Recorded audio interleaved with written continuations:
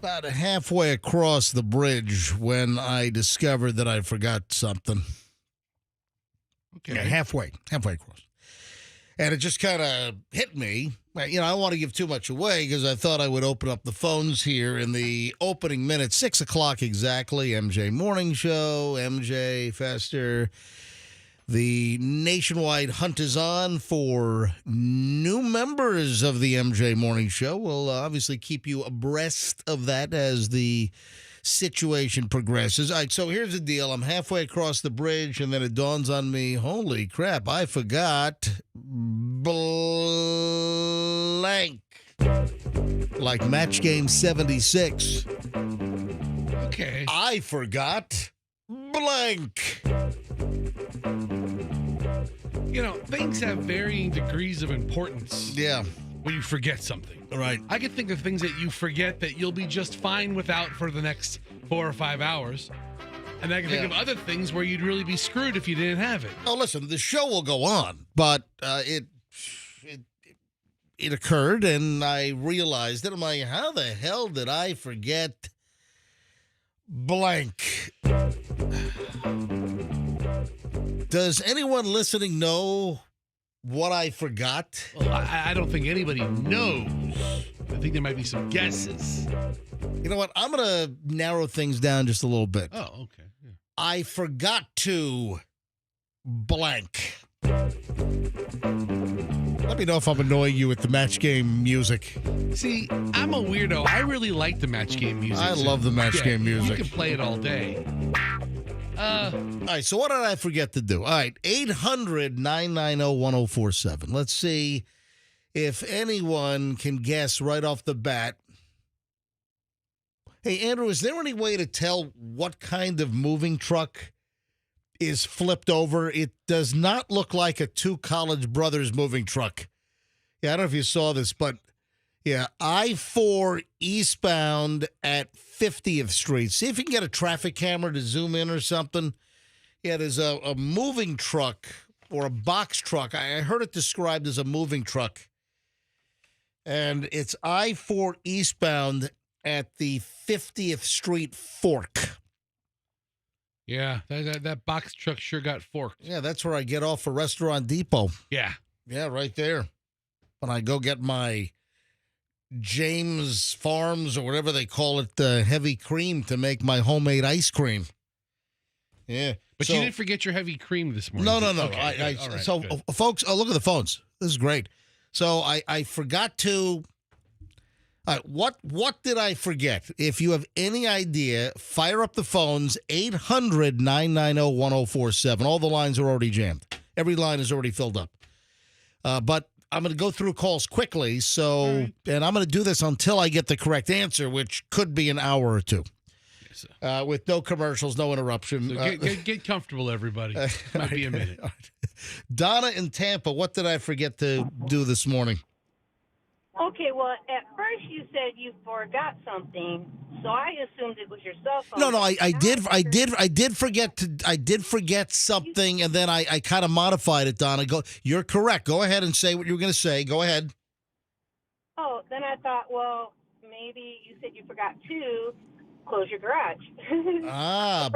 But if I forgot to close my garage, remember that one of our great sponsors here on the MJ Morning Show is Banco Overhead Doors. Oh, yeah. And Banco and LiftMaster, they back over the summer, they installed those state-of-the-art, top-of-the-line LiftMaster garage doors in my house or at my house, and I have an app, and I can see if I left garage doors open, and if I did, I can just push the button on my app, and it closes my garage doors from my phone worldwide. So that would... Yeah, touche. Yeah, Donna, MJ really shut you down. What? Say it again? So you did forget your phone. No. I didn't say that. I did not forget my phone. Nope. Dang it. Have a good day. Donna, thank you for calling in. I did not forget my phone. All right. But hey, great first call. Let me grab Derek in Tampa. Derek, you're on the MJ Morning Show. What did I forget?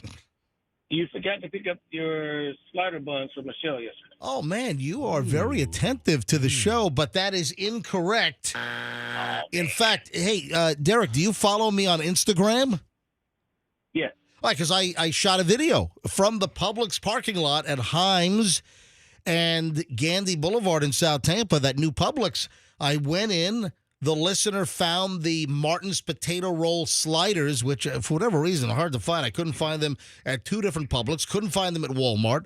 So I mentioned that Michelle wanted the slider size Martin's potato rolls for her egg salad, and a listener found them. This is great. A listener literally heard me talking about my problem finding the Martin's potato roll slider size, which is smaller than the regular sandwich size. And a listener actually went into Publix at Himes and Gandy and found two packages on the shelf. And I said, okay, just take one of them up to customer service. Right after the show, I took the Gandy Bridge back from the studio here in St. Pete, and I went into the Publix. They had them right at customer service, and I bought Michelle's potato rolls for $4.59. Oh, no. Derek, I want to thank you for paying attention to the show, but incorrect. But I shot a video. If you looked at my Instagram yesterday at I missed that one. Let's go back and check it out. Yeah, Certified MJ Radio. I'm in the car in the parking lot after I got the slider rolls. So, Derek, thanks for listening, but incorrect. Let me grab, again, folks, if you're just tuning in, at 6:06 here on, Thursday morning? Yeah. I just forgot something. I'm on the middle of the Howard Franklin Bridge. I'm like, how the hell did I forget? Tiffany in Inverness. Tiffany, what did I forget? I think you forgot to brush your teeth. Forgot to brush my teeth. Yeah. Tiffany, that is correct. I knew it. Hey, look at this. There are other people that are on hold.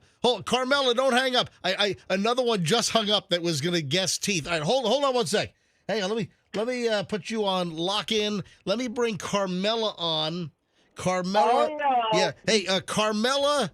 It's Carmela. Hey, MJ. It's Carmela Soprano, calling from Riverview. Carmela, you were gonna guess I didn't brush my teeth either, right? That and take your meds or your vitamins or put deodorant on. You can't guess six things, Yeah, Carmela. You gotta get one guess. Wait a minute, Lynn. Let me bring Lynn on. So I've got Tiffany, Lynn, and Carmela. Lynn in Tarpon Springs. Lynn, how are you? Hey, good. How are you? All right, so Lynn, you were gonna guess underwear. Yes, I was. You What? forgot your underwear No, and you forgot to bring your extra set. No, He doesn't carry an extra yeah, set. I don't carry an extra set. Oh, we did talk about that recently. No, I did put on underwear. That, I don't know how I would forget to put on underwear. But, Lynn, thanks for the call. Have a great day. I don't think I've ever forgotten underwear. All right, but I've got Carmela and Tiffany, and Tiffany was first, obviously, and then Carmela was on hold. I didn't get to her, but both were going to guess that I forgot to brush my teeth. And, guys, thank you for listening. 100% accurate. I'm going to hang up on you guys now. You guys both have a great day, okay? Y'all have a great day, too. Thank Bye. you. Thank you. Bye, Bye-bye. Bye, Tiffany. Bye, Carmela. Yeah, I mean, I'm on the bridge, and it just dawned on me that my mouth did not feel minty fresh. You forgot to brush those chiclets of yours, huh? If you like, I have some mouthwash in the office. You know what? Really? Yeah. Is this like junk from your trunk, though, that's been sitting around for years? No, I have a box of, need items. But I have deodorant in the office. Has your mouth been on the No, bottle opening? You pour it a little bit in the cup, and yeah. What brand mouthwash do you have? I have the Listerine Walmart version. So the Equate brand? Yeah.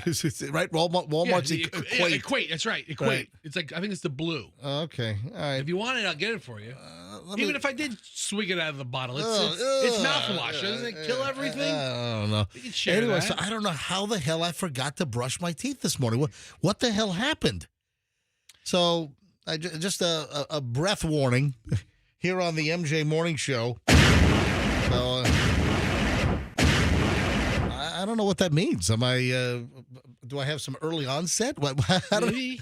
How did I forget to brush my freaking teeth? Were you in a rush? No. It's Okay. normal schedule this morning. All right. Go get the mouthwash. All right. I'll do it on the air live next. All right, 6:10, just getting rolling. Back in minutes. Busy MJ Morning Show on a Thursday begins in moments. 2 incidents in Hillsborough.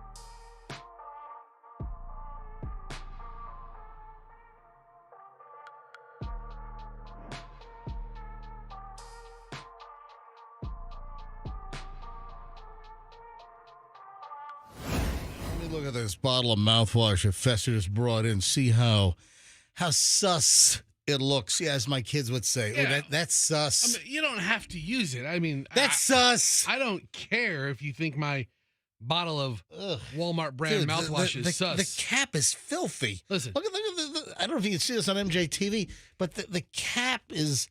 Yeah. Ugh. All right, welcome back. MJ Morning Show. It's Q105, 104.7 FM. MJ Fester here. And I made a revelation at the opening of the show a few minutes ago, and I even had listeners call in, and in short order, somebody guessed something that I forgot to do this morning, and someone guessed you didn't brush your teeth, and that is correct. I did not brush my teeth this morning. I don't know why. I don't know how I forgot. I just did. I showered. I applied deodorant. I put my contact lenses in. I did everything. I put my underwear on. I put my shorts on. I put my shirt on. And I forgot to brush my teeth. I was halfway across the Howard Franklin Bridge, 275 South, on the way to St. Pete here from the Tampa side. And I'm like, you know what? My mouth just does not feel minty. Oh, my God, I forgot to brush my teeth with my Arm & Hammer peroxicare baking soda toothpaste. You see, that's why you need a little bug-out bag in the back of your car, man. Bug-out bag. Yeah. Like an NTSB Go Team plane crash investigator bag. It's ready to go at any time. Yeah, ready to roll. Ugh, man. So Fester says, hey, I've got a bottle of Listerine ripoff. I'm like, and it's from Walmart, so it's the Equate brand, which is the Walmart brand. And Fester says, I got a bottle of the mouthwash. Dude, if you don't want to use it, that's fine. I don't know. I think I'd rather have like slimy teeth and who knows what kind of breath right All now. right, throw it back over. Dude, I'm not. Okay, it's fine. Throw it back I'm not going to gargle with this. That's fine. Throw it back over. Here you go. There we go. All right. Yeah, I'll go home after the show and brush my, or maybe I'll find some. I'll go to the sales department, and some of the folks back there have got like candy dishes. Maybe I'll find some minty lifesavers or something. Is that what you want? You want minty lifesavers? I don't know. Listen, I'll be able to get by, but just thought it was just weird. I've never forgotten to brush my teeth. What was it? I don't know what the hell distracted me that I forgot to brush my freaking teeth. I don't know. I don't know either. All right, so I mentioned a couple of minutes ago, I teased, hey, bad dog. Bad dog. Bad dog. So a dog trainer, I was reading a story, I don't know, just stumbled across this in one of my feeds yesterday. Dog trainer reveals a breed that is terrible for families. And it's not like a dog that's going to chew your kid's face off. Because those generally aren't good for families either. Yeah. But kind of a dog that you wouldn't think is a bad dog for families, but the trainer says that this one breed is a terrible, terrible choice for families, that these dogs are frenzied lunatics. I love that. I'm like, you know what? We got to talk about this. In fact, you know what? I don't want you to cheat. I was going to say, let's go to phones and see if our listeners can guess which dog is a frenzied lunatic, according to a dog trainer, and that you should avoid getting this as a family dog. Is this a good dog trainer, like a guy who does this professionally? Or he's like one of those weekend hacks? Well, his name is Will Atherton, and he's a clinical canine behavioralist. Yes, I'm a clinical I'm sorry, behaviorist. I think I added a couple extra things in there. So, Will Atherton, a clinical canine behaviorist. Imagine telling your dad that's what you want to do in college. Does not recommend this particular dog for families because they are, quote, frenzied lunatics. Don't cheat. If you're going to cheat, it's no fun. Just guess without using your phone and Googling. Don't Google. All right? Do you know which dog breed this dog trainer behaviorist says avoid because it's a, quote, frenzied lunatic? Which dog? All right, let's go. 800-990-1047. 800-990-1047. Again, don't cheat. It's no fun. Just See if you can guess without Googling it or Binging it or whatever what's the DuckDuckGo it. Or you ask Jeeves it. Yeah. Is that still okay. MJ, is this like a dog that has also a cuddly reputation that families would be prone to get? Listen, I don't want to give away any clues on this. All right, who can guess? Let's go. 800-990-1047. Avoid this dog, bad choice, because they're frenzied lunatics, and it's a terrible, in quotes, terrible choice for families. Which dog? All right, phones are already just yakking right along here. And let me, every line is ringing.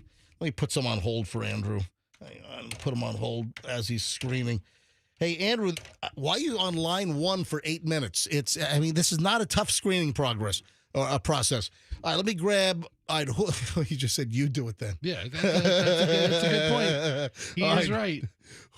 Julio, me and Julio down by the schoolyard. Julio, what is your guess? I believe what people call a Yorkie. Oh, a Yorkie, like a Yorkshire Terrier, a Yorkie. Julio, not correct. It's such a little dog. How can that be a bad choice? Julio, thanks for trying. I appreciate it. That's a good old person dog. Let me grab Ann in Tampa. Ann, what dog breed does the trainer say, forget it, bad dog? It has to be a Jack Russell because those are crazy dogs. Yeah. It is not, believe it or not, it is not a Jack Russell Terrier, which, by the way, we're a Jack Russell family. We've got, we've had, 3, 4, 5. We've had 5 Jack Russells, and we've got 2 right now. We've got a female and a male. We've got Scout and Gatsby, and they're both 6.5 years old. And before that, we had Scarlet and Romeo. Love Jack Russells. They can be, yes. You let them out in the backyard, and they will jump at a tree for 3 hours straight if they think a squirrel or a lizard is up on the tree. But guess what? You listen. You are correct that Jack Russell Terriers can be frenzied maniacs, lunatics as well. Lunatics is the word. But that is not what the trainer said, although I can speak from experience, but they're the best. Thank you for trying. Nick in Tarpon Springs, what is the dog breed? Beagle. A beagle is incorrect. Nick, thanks for trying. Neil in Lakeland. Neil, which dog breed is a frenzied lunatic? Neil. Hello, Neil. Are you there? Neil, I hear Neil rustling around. We'll get back to him. Neil. Hello, Neil. Siberian Husky? Well, here we go. Neil, what'd you say? Siberian Husky? It's not a husky. Thanks for the guess. Michelle in Apollo Beach. Michelle, I'm gonna have to give it away here. I don't want to spend all day on this. Michelle, Apollo Beach. Which dog is a frenzied lunatic according to this dog behaviorist? The bulldog. Bulldog is incorrect. One last one here. Last attempt, and then I'm just going to do the reveal. Tiffany, what do you think it is, Tiffany? I would say a Rottweiler. A Rottweiler is incorrect. All right. Is it something like a Chihuahua or something? Andrew, shut down the guesses here. Tell all the subsequent calls. Thank you very much. I'm just going to give it away. Here's the answer. According to Will Atherton, I didn't even know there's a clinical canine behaviorist. Yes. It's like What do they? therapist for your dog. Yeah, what do they show the dogs like ink blots, like a Rorschach? What do you see? Oh, I see a cat. It's a Cocker Spaniel. I'm sorry, a Springer Spaniel. Yeah, That's a bigger dog. yeah, it's a Spring, not a Cocker. Is that a hunting It's dog? not like Joe Cocker. Yeah, they are. It's a Springer Spaniel. The dog trainer reveals the one. I mean, just the one. It's not like there are multiple dog breeds you should avoid. The one. Quote, the one dog breed that he thinks is a terrible choice for families is a Springer Spaniel, which is a hunting dog. Does not recommend the hunting dog because they are frenzied lunatics. Oh, these are beautiful dogs.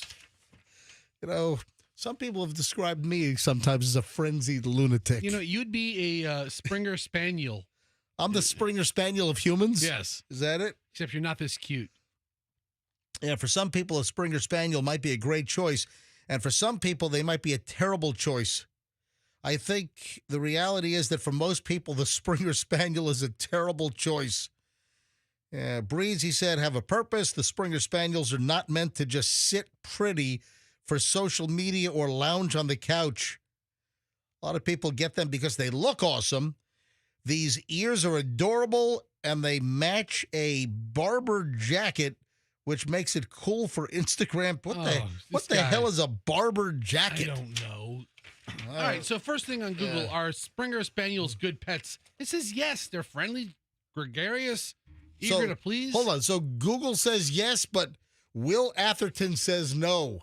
All right, I'm going with the clinical canine behaviorist. What happens is this dog needs a lot of exercise. It's a hunting dog. Yeah. It needs to be out in the field. It needs to run. It needs to chase dead ducks. Listen, I know all about dogs that need exercise because we have, again, 2 Jack Russell Terriers, and they will hang in the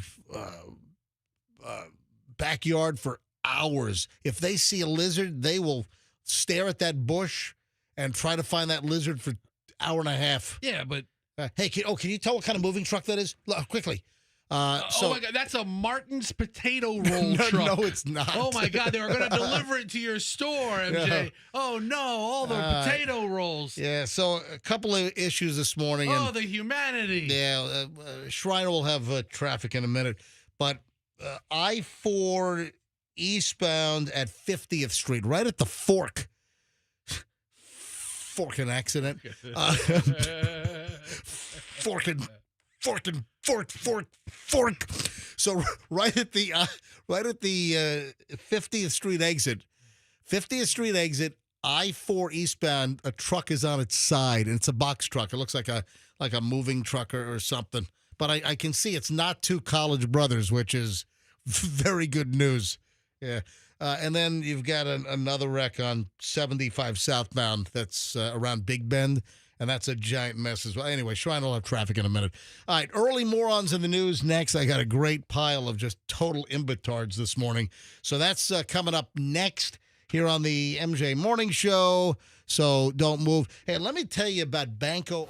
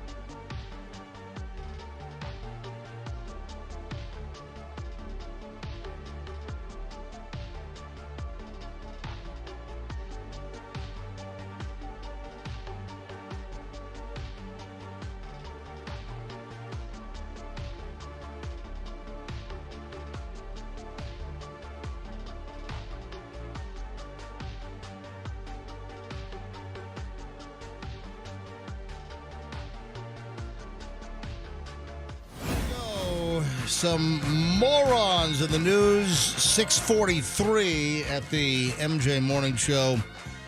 And what do you say we file a let's say we fire off the morons from the Villages News. Always good for. We've got. This is not like a retiree. This is, and the Villages News is good for, nut job retiree morons, as well as just non-retiree morons. And in this case, it is the latter. Chambry Caswelle Hendricks. So first name is Chambray, Chambrey. Okay. Middle name is Casuelle. Okay. Caswell. Sounds good. Hendricks, 19 years old, shows up at her job at Chili's. According to the arrest report from the Lady Lake Police Department, and she walks into Chili's. Employee, former employee now, I would imagine, walks into Chili's demanding her W-2 tax form. Okay. And somehow this culminated in her punching former coworkers in the face. Oh, that's not good. I want my punch in the face, punch in the face, punch in the face. I want my punch in the face, punch in the face, punch in the face. I want my punch in the face. Yeah. I want my taxes back, taxes back, taxes back. I want my W2, W2, W2. What the hell? Well, first of all, Isn't it like usually online or something? Yeah, Doesn't well, most companies have like a portal or something but these typically days? the W2 is available like January 30th. Isn't that? So if they print it to you and Yeah, mail it to you, right. yeah. But like here, we have like an app. Can you tell you what? Not an app. We have a portal. We've got Yeah, a We have but the portal that I have Yeah, is app yeah. based. Most companies, or it's a decent sized I company. can tell you exactly how much I got paid up to on the first of the new year. All the financial information, everything's there. But as far as W-2, hey, go to Google, type in when are W-2s available? Because I want to say that, isn't it it's like by the 30th of January or something, or like 1099s? Like if you've got 1099 employees, you've got a certain date that they've got to get. Yeah, no later than January 31st. Your employer is required to provide you with Form W-2, wage and tax statement. If your employer does not provide online access to your W-2, they must mail or hand deliver your W-2 to you no later than January 31st. Why did I say the 30th? The 31st of January. All right. So she goes into Chili's 2 weeks early. and demands her W-2. You know what that, tell you what, you know what that means? That means that she's just itching for her refund. That's right. She must be in a jam right now. She's in a couple of jams. She's in a couple of jams. You know, if she could just get to like maybe a Hidden Valley Ranch, like a focus group. Or a hidden taste tester Yeah, type thing. and you know, $50 will get you out of a couple of jams. Tell you what. Yeah. Listen, a lot of people want to file their taxes early if they're due money back. Don't let the government hold it. It's your money. Oh, yeah. So she goes into Chili's up in Lady Lake, demands the W-2. The manager says that it's not yet prepared because they don't have to have the W-2s available until January 31st. That's a good point. Hendricks goes to the kitchen area of the restaurant. The manager tries to block her access. She told the former employee that she was not allowed in the food preparation area. Hendricks then threatened to harm the manager and was yelling at the kitchen staff. The manager told police that all of a sudden, Hendricks struck her in the face with a closed fist. Ow! Ow! Two other Chili's employees intervened, attempted to escort Hendricks out of the restaurant, and then Hendricks punches both of them in the face with a closed fist.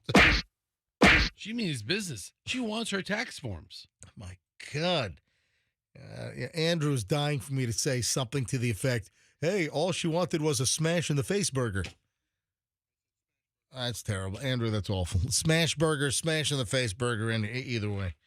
All right. Officers showed up at the restaurant, took Hendricks into custody, took her to the Lake County Jail. Right. During the booking process, Hendricks refused to take out her piercing and weave. Okay. Can you do that? She would not remove her. You know what? I am not well versed in weaves. So No, I'm not either. Ask Weaves. Remember that website? Remember that search engine? It could find Ask Weaves. It could find any hairstyle for you at all, anywhere in the country. And then detention deputies had to physically restrain her to remove her weave. Yeah, I'm sure that was a pleasant process. and piercings. Yeah, she was booked on 3 counts of battery. That's 1, 2, 3. And bond was set at $3,000. I'm guessing that her tax refund is not going to cover that $3,000 bond. Well, 10%, maybe so. But, yeah.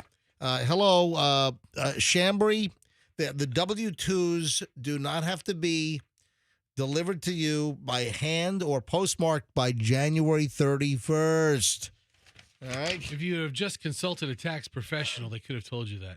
I want my body search. Because when she went to the Lake County Jail, you get a body search. You get a cavity search. And everything. I want my body search. I want my body search. Chili's body search ribs. Cavity search ribs. So yesterday, MJ, Yes.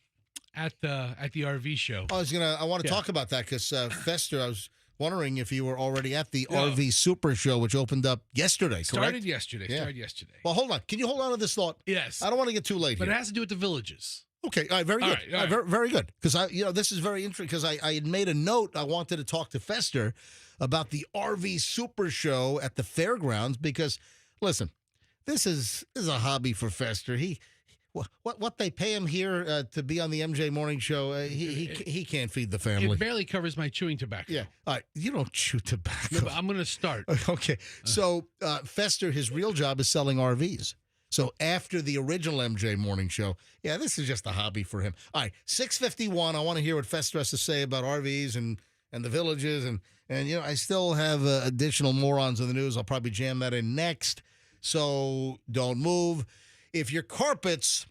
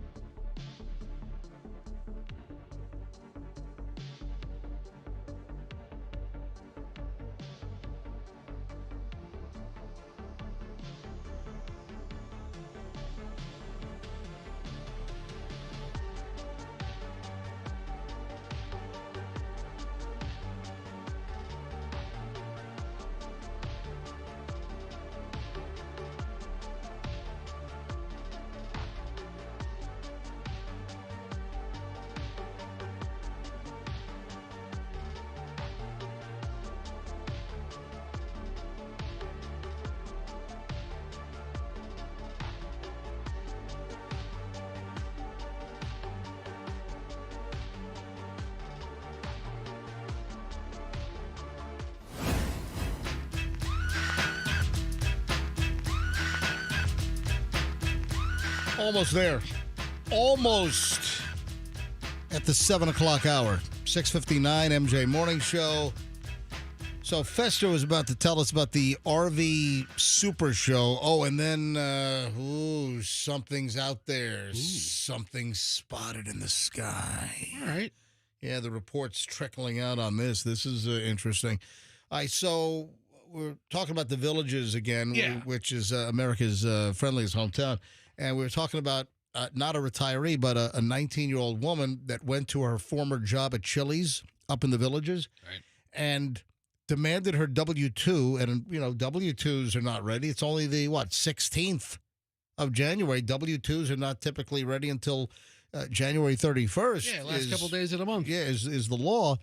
And she proceeds to punch 3 people in the face at the restaurant because they wouldn't give her W-2. Not good. Yeah, not good. So then Fester says, hey, I got a story about the Village. What's the story? So I learned something yesterday. I was at the RV show, and I met a retiree. Yeah, the RV Super Show. It's not just the RV show. No, it's the RV Super Show. You should come out on Saturday. It's a lot of fun. Or not. Okay, yeah. But either way. All right. I'll come out and see Fester at the RV Super Show. Did you sell anything yesterday? Put a couple people on paper. It's a big decision. So try to separate some people from a lot of money. So yeah, that was the first day. Yeah. So yesterday was the first day of the big RV Super Show. It's a 2-day ticket.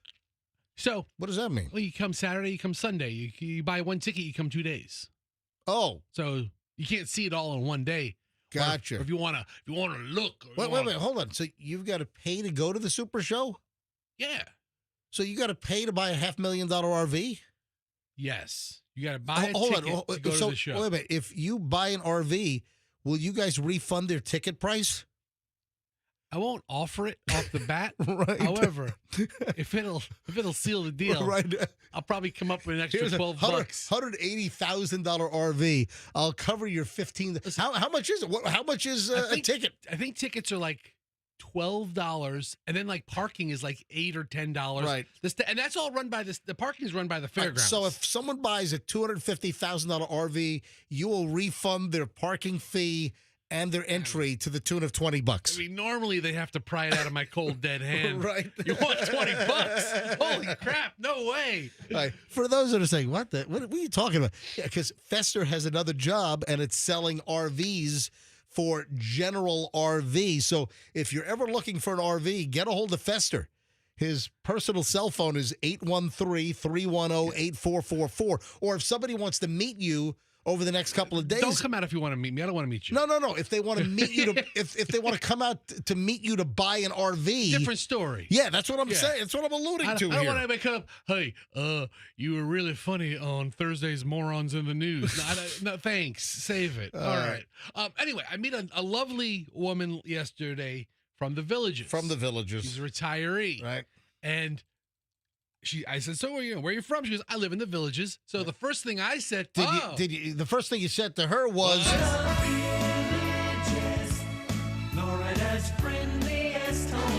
that's what you said, right? Yeah. Okay. I said, the Villages, Florida's friendliest hometown.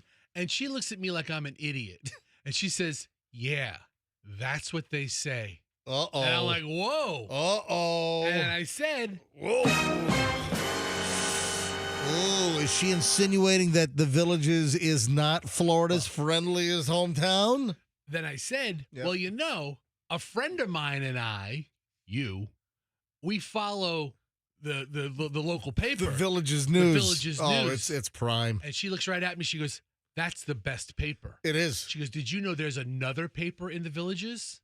I go, I didn't know that. What's that one? It's called the Villages Daily Sun. Right. And all that does is whitewash the whole community as a perfect place. Oh, it'll never report police reports. It's like a Communist Party propaganda newspaper. Yes, it's like the Villages have a propaganda paper where people read it and you think it's perfect. Oh, wow. And I'm looking on their website and everything So is they just don't have great. stories about Chili's employees punching people in the face. No domestic violence, no DUIs, nobody fighting in bars. Like all the DUIs on golf carts up there? Nobody getting shot, nobody getting hit by their 50-year-old son who's living with them. Right. All the dirt you find on the Villages News.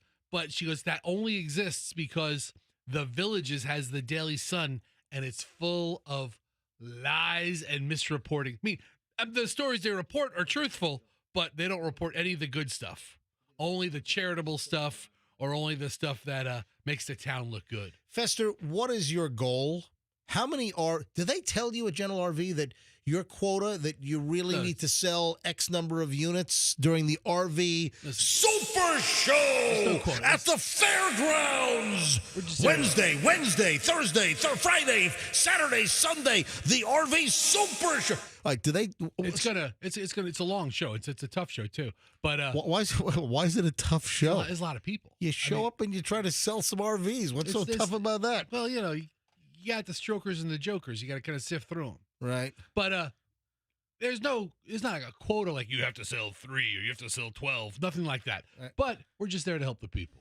I've had shows where I've sold like 14 RVs. I've had other shows where I sold 3. All right. Have you set a goal of how many RVs you would like to sell at this Wednesday through Sunday RV Super Show at the fairgrounds? I sold 6. That would be a big week. That'd be a big month. Oh, if you sold 6 RVs? I think 6 would be 1 a day and 2 on Sunday. I'd be make a mockery of everything. Screw you. What mockery? Screw you. I'm trying to help you sell RVs. Yeah. I'm trying to help you have a hell of a commission check for the month of January. You should focus more on helping me here at Beasley. That's what you should focus on. You want to focus on something? You should say, Ron, listen, I don't have many assets left in my toolbox. I should keep the ones I have. That's what you should do. Hang on a minute. Listen, the nationwide search is on. Yeah, good. For a new female co-host here. Hire Lulu and Lala that I met this week because there's 2 of them because you're going to need both of them. Very, very sweet, by the way. Very wonderful. Hang on. Listen, I'll call Ron right now. You hang on. 813. Yeah. Oh, I'm sorry. He's a different MJ, area do code. yourself a favor. What? This isn't going to end well for you. What's not going to end well? Because you make a joke out of everything that you do on the air. And, so it's kind of... I'm not making a joke. You kind of make a joke out of everything. I'm trying to help you sell more RVs at the RV Super Show. I don't even want to mention that I work there. Hang on, man. I'm calling Ron DeCastro, our market vice. Hey, Ron? Yes. Ron, it's MJ and Fester Live, MJ Morning Show. You might have heard of us. Vaguely familiar. Yeah, the 2 guys you're building that enormous studio for. Hey, those guys. Oh, those guys. Hey, Fester just said that this could be his last week at the MJ Morning Show. Oh my God! I know. That's tragic. Wouldn't it be tragic, Ron? It would truly be the MJ Morning Show because I'd be the only one here. An hour and 20 minutes of nonstop MJ would be the real reality. Exactly. All right. Do I get an opportunity to apply for that role? You know what, Ron? Do you think for a second you would want it? You're right. Good point. Well, tons of people want this. You ought to see how many people are applying for the co-host opening we do have right now. I heard we had to kick somebody out of their office so we could keep all the recordings in there. We have tons of people. Hey, so Ron, seriously, Fester's contract is up, and he says he's got to get something going. Okay. Listen, I never said I have to get something going, but we have to jibber jabber back and forth. We got a jimmy jabber. Well, I don't jimmy jabber, but I get what you're saying. You're picking up what we're putting down. All right, so there you go, Ron. Listen, I got to put you and Fester together because we got to work out a deal to keep Fester on the MJ Morning Show. I feel as though I recently became significantly more valuable. Well, I cut down the fee that he has to pay me to work there. Yeah. Hey, Ron, can I get you with Fester sometime like today or tomorrow or?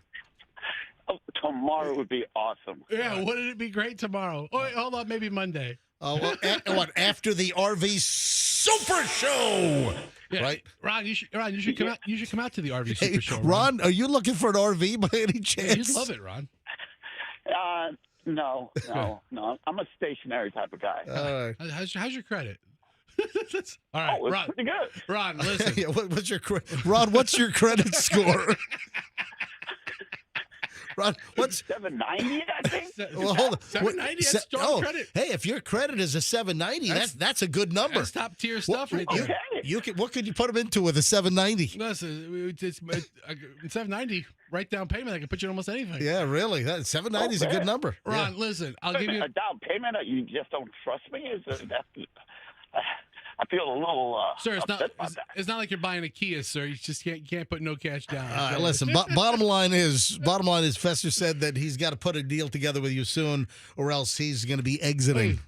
Ron. MJ show. Yeah. Solo. Yeah. So yes. MJ Wow. Solo. Yeah. Yes. Sounds riveting, doesn't it? Ron, get with Fester, and if you need an RV, let him know. Okay. It even sounds like a terrible idea when you say it, Ron.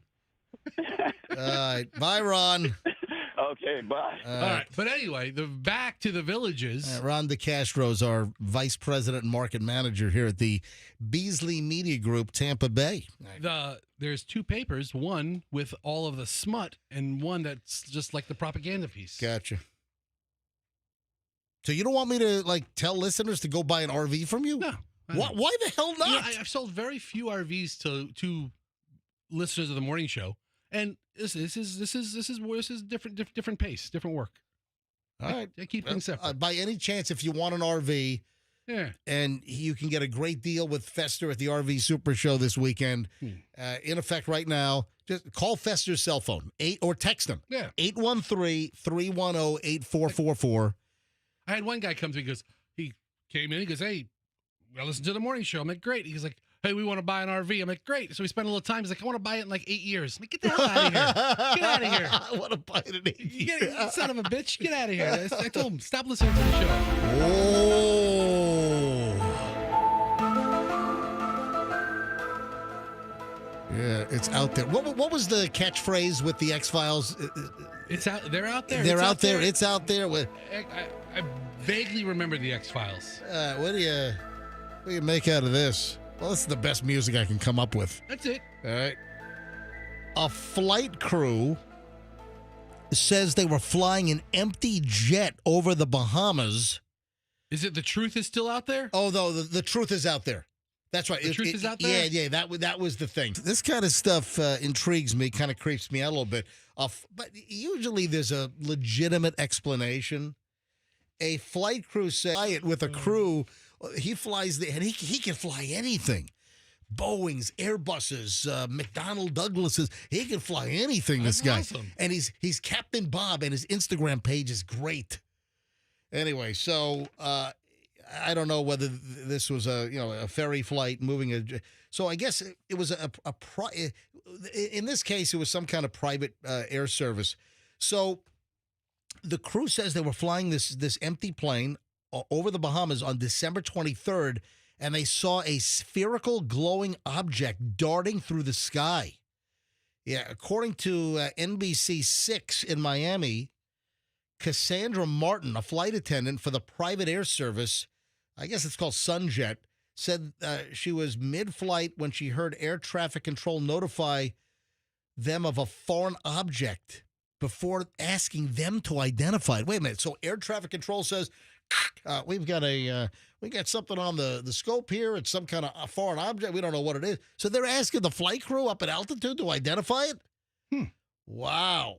So the flight attendant then pulled out her phone and began to take video of the strange object out of the window. So the flight attendant, Cassandra Martin, described the object, telling NBC6 Miami that she saw 3 white orbs that changed to slightly green when she looked at them, and they appeared to have an electric field around them, like a.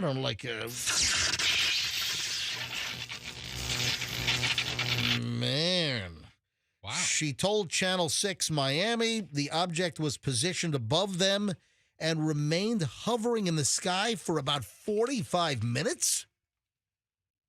Wait a minute. So if you're a jet and you're moving at 400 or 500 miles an hour, 550, some of these, some of these small jets can do like 612, 630. I mean, they can move. And for it to be staying in front of you that long. So was it following for 45 minutes? Wow. Anyway, 16 at the MJ Morning Show. Hey, I got to check this out. I'm not much of an arcade player. Like video game arcade? Well, or like at home. Well, no. Well, I'm not a gamer at home either. Right. So, Julian likes to game, and, he doesn't get a lot of time to game these days because of, school and, his work up at NYU Film School. But when he's home, he likes the game because it's some, downtime. And Julian's still on winter break. He doesn't go back to Manhattan, back to New York City until Sunday. And then his classes start. Well, MLK is observed on Monday. I think his classes start on Tuesday. Okay. But, he's had a good month off. For adults, where instead of putting in like a couple of quarters, you got to put in $50 for one pull of the claw machine. So this is an arcade in Queens that adults are flocking to. This is, the borough of Queens. And you can play this adult claw game. It's they're calling it a 9,000 square foot gamer's paradise. They charge $50 for one pull of the claw machine, but you've got a chance to win prizes such as a $3,600 Hermes bag, $600 Chanel wallets, $549 Apple AirPods Max. Yeah, I mean, the price you pay is relative to what you can win. Exactly. I put $1 in and I win a generic Squishmallow doll. Yes. Stuffy animal. Some crappy, 38-cent cost, Chinese-made stuffed animal. Yeah, so if you could win a Hermes, maybe you take Hermes. maybe you take a shot. Yeah. Especially if you have a steady hand. Would a $50 pull for the claw machine. You put $50 in to operate the little joystick and to try to win. Yeah, no pressure, right? These high-end, bougie, high-brand fashion items. Wow. All right, 718 at the end. It's in Queens, by the way. You can look it up and find it if you're up in the city at any time.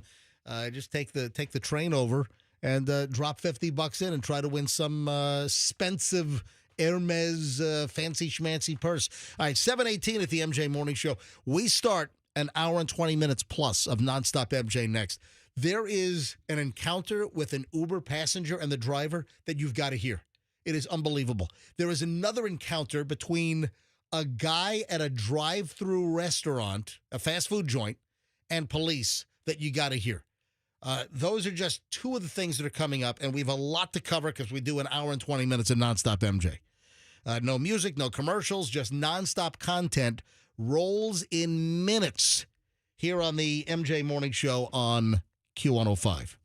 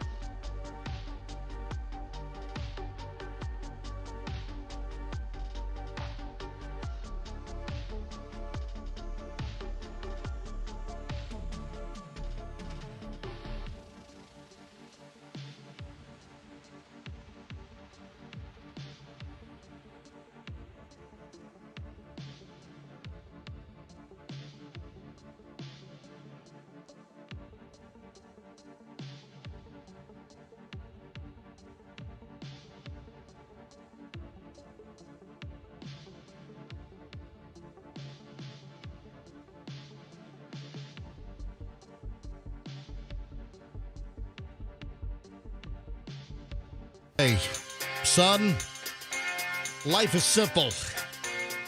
It's either cherry red or midnight blue. And you know what? This news I got yesterday, Fester? Midnight blue? Midnight blue. Midnight blue. Beloved craft store chain has filed for Chapter 11 bankruptcy. Again, this is like the second time in a year. How many times can you file for bankruptcy? Isn't there like a limit in between filings? Yeah. Beloved craft store? I guess not. I'm feeling for Joann right now. Oh, no. Yep. Oh, Joann. Joann. Poor Joann. Such a sweet lady.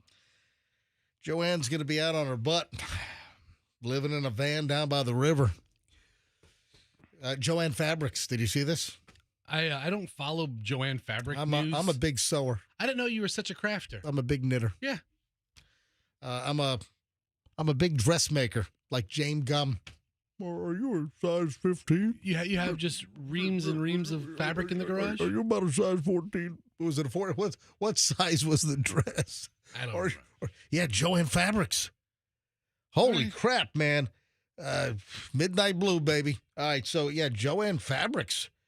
Poor Joann. Yeah, 800 stores. And there are fears that that's it, that all 800 Joann. How many are in the immediate Tampa Bay area? 6? What? I haven't expanded. I haven't expanded all the way to like Central Florida. I thought you were having a mini stroke over like there. So. 20 of them in West Central Florida. Yeah, there's a bunch of them. So yeah, Joann Fabrics. 80-year history, filed for bankruptcy yesterday morning. Second time in 2 years. Yeah. All right, there's 20 of them between Tampa, Sarasota, Orlando. Wow. In Tampa, there might be 7 of them. There are 815 stores across the country. That's a lot of fabric. Anyway, that's a lot of fabric. Where am I gonna get the fabric for my dress patterns? We're gonna get the good scissors. Yeah. You know what? I'm out to become the next Ralph Lauren. Yeah. Yeah, that's me. Or Valentino. What, all khaki shorts? Yes. You know what? I want to be the dressmaker for like the award shows. Who are you wearing right now? I'm wearing MJ. Oh. That's what I'm wearing. You know the red carpet. Yeah. The interviewers always ask, The celebrities when they come up. Like Joan Rivers would say, may she rest in peace. Oh, my God. Who are you wearing? Who are you wearing? Who are you wearing? I'm wearing MJ. Oh. That's what I'm wearing. I'm wearing MJ. Hey, I got a couple audio bites we got to go over in a few minutes. I've got an interaction between an Uber driver and a passenger that is not to be freaking believed. And then there's a cop and just a regular motorist encounter at a fast food drive-thru, and there's a little situation, so I'll get to that coming up in just a bit.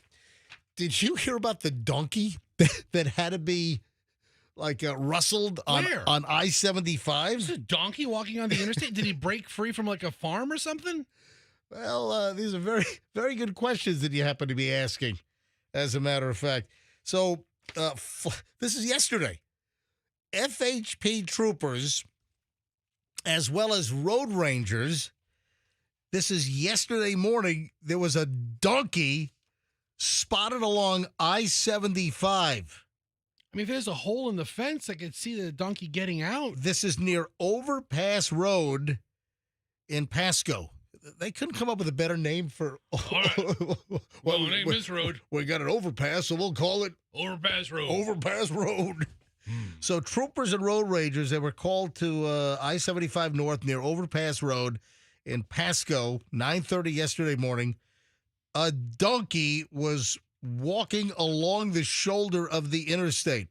So there were two nurses, allegedly, that were driving by. They pulled over to try to help wrangle up the donkey.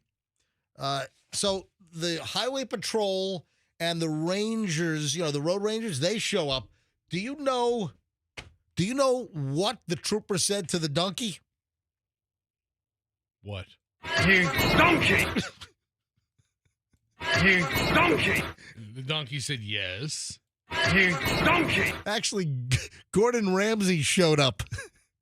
That would have been the better joke. Yeah, Gordon Ramsay, he also pulled over on the shoulder and tried to help, wrestle the donkey. And Gordon Ramsay said, You donkey! You know what the donkey said? What? Yeah. That's what the donkey said.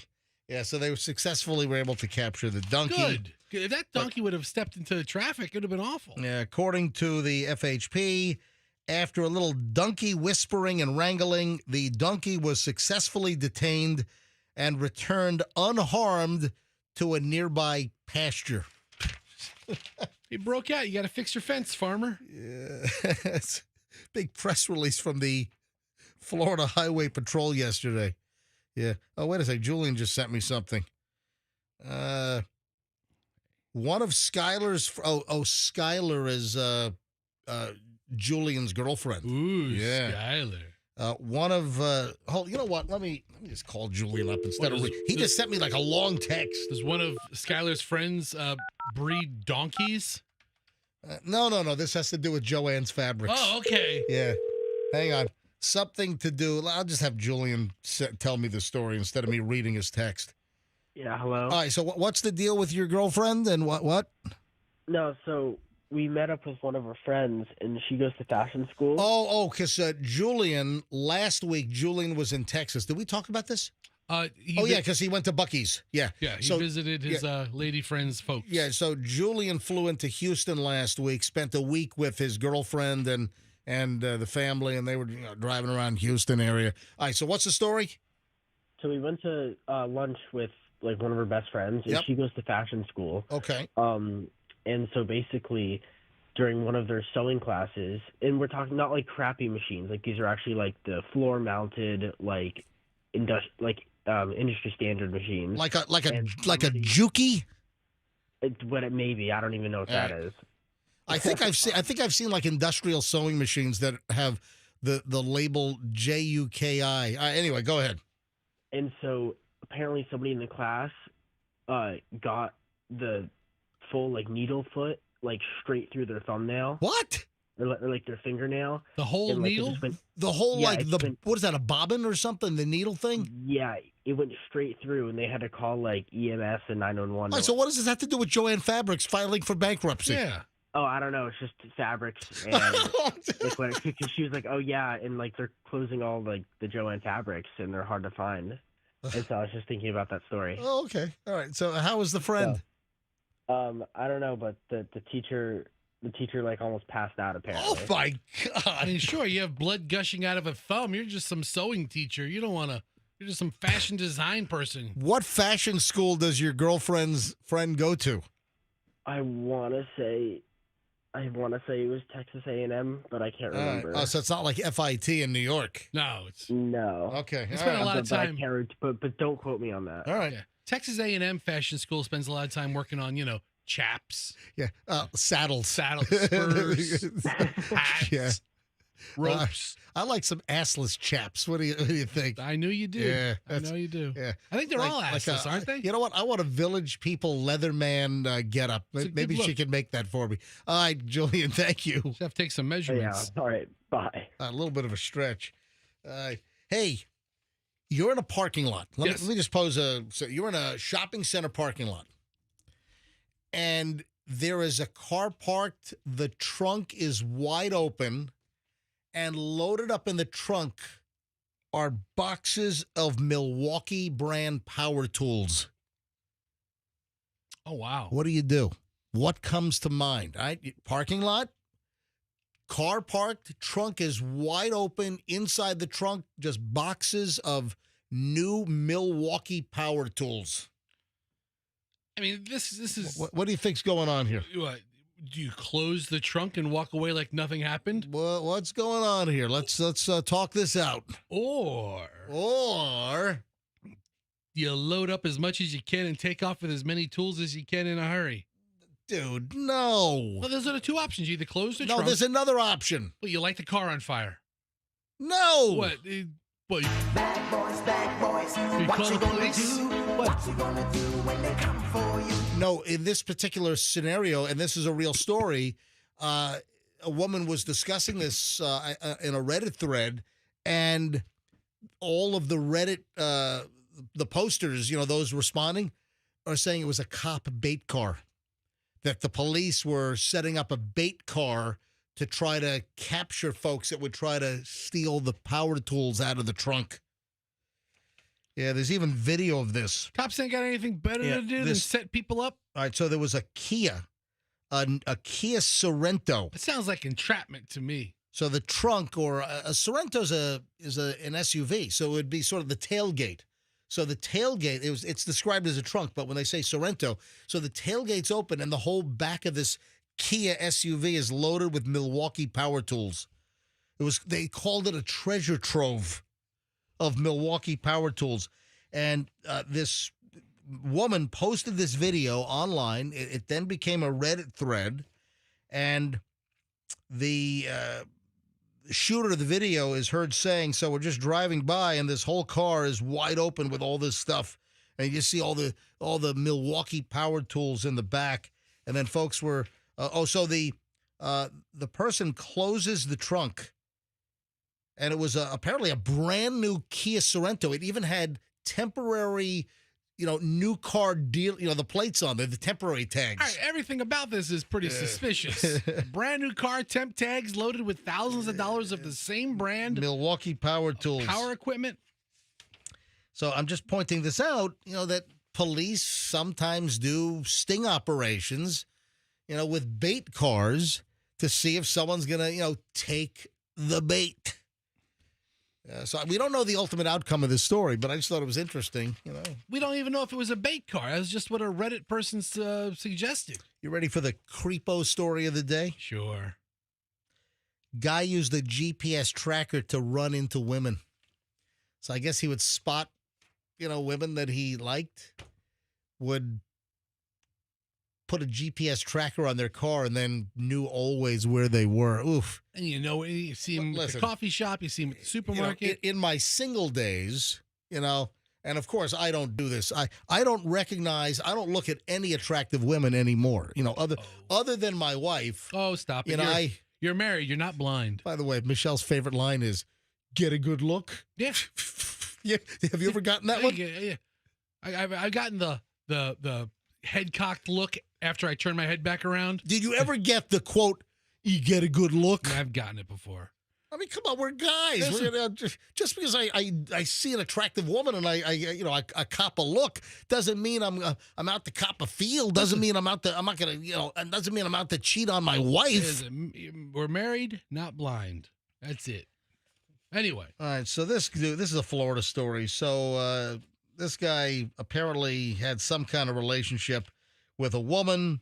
And they think he might have gone beyond this as well. So that's why I'm bringing this up. So is he tracking like an ex-girlfriend? Right, so initially, that was the case. So this guy was trying to rekindle some kind of sexual relationship that this guy here in Florida had years ago. Oh. Hid a GPS tracker on the car of a female victim in an attempt to put together, random chance encounters to coincidentally run into the woman, but then the speculation that he's done this with other women as well, and maybe not ones that he had previously known, but maybe other women. How would anybody know? So investigators allege that Tyler Michael Strack, a 22-year-old Chipotle worker, bought a Cube brand tracker from Best Buy. I'm not familiar with are you familiar with the Cube GPS tracking device? I guess I'm not, but there's so many of them now. There's a bunch of them. There's the Tile, there's the Apple AirTag. I guess there's this Cube. Yeah, so he installed the device on the woman's car. The victim discovered the tracking device, contacted police through subpoenas, investigations. They linked Strack to the item's purchase. They linked it to an email address provided upon purchase of the Cube tracker. What happens is you have to register that device. Yeah. There's a digital footprint between you and that piece. There you go. Asked about Strack, the victim told police that she had a brief sexual relationship with him. It was like a wham bam thing. Was it like a one nighter? Or I mean, the brief could have been on his part. A brief. Okay, could have been very fast. Very fast. Very brief. So. Had contact with him several years ago, and then it ended with no further contact. And during questioning, Strack reportedly admitted purchasing the tracker, installing the device on the victim's vehicle at a residence in an attempt to just randomly start running into her. That's a devious plan. Strack was arrested. On what, stalking? He was arrested just in the last few days on a felony charge, booked into the Pinellas County Jail. So this is a Clearwater story. Clearwater resident released after posting a $5,000 bond. And according to records, Strack has only been previously cited for traffic infractions like careless driving, operating a vehicle without insurance, driving with an expired registration. And then the discussion that I saw on this, that's where I saw people. You know what? It might have just been speculation from commenters that he must have done this with other women. I mean, it seems like he knew what he was doing, but there's no conclusive proof that he did it with other women. Just people were speculating.